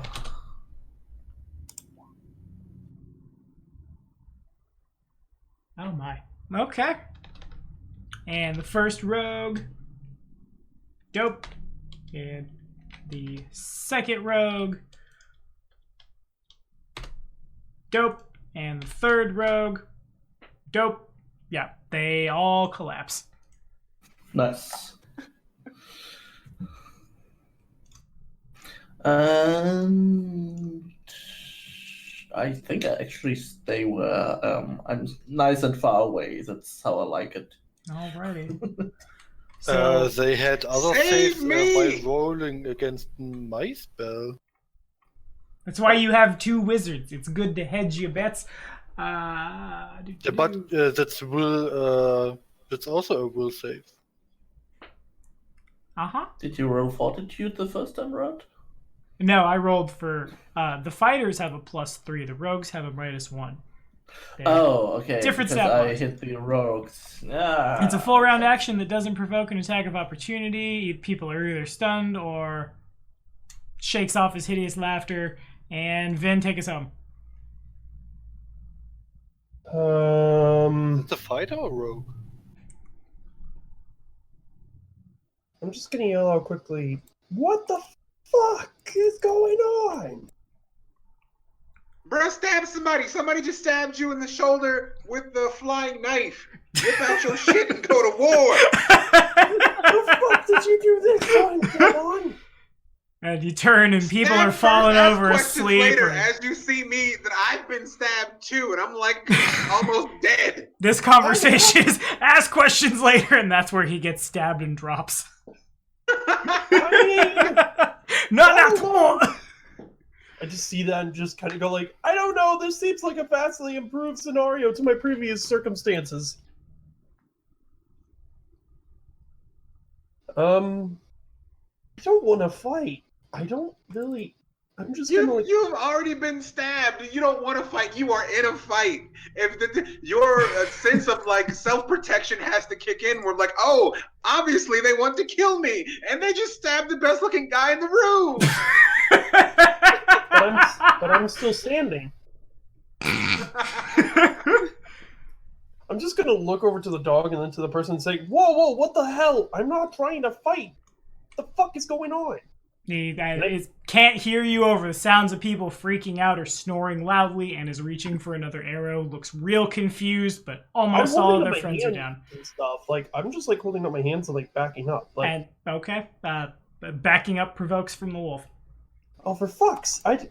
See, I told you. This is Go not on the ahead. time for questions. I mean, I don't know what the fuck you all have done. I'm just like, You can figure it out later. Right now, they're trying to kill you. The debate was like an hour ago. He called me a lizard. apparently I couldn't hear shit. Apparently nobody can hear shit. Do you want to take your turn, Ross? I honestly am just like kind of like so just fucking confused by all of this. Do you It's punch just a like- dog or do Why we say? am I bleeding? I'm so confused. I mean, It's supposed to be on the inside of the body. How did it get out? once again, an improvement to your previous circumstance. But for realsies, do you have an action or do we call it?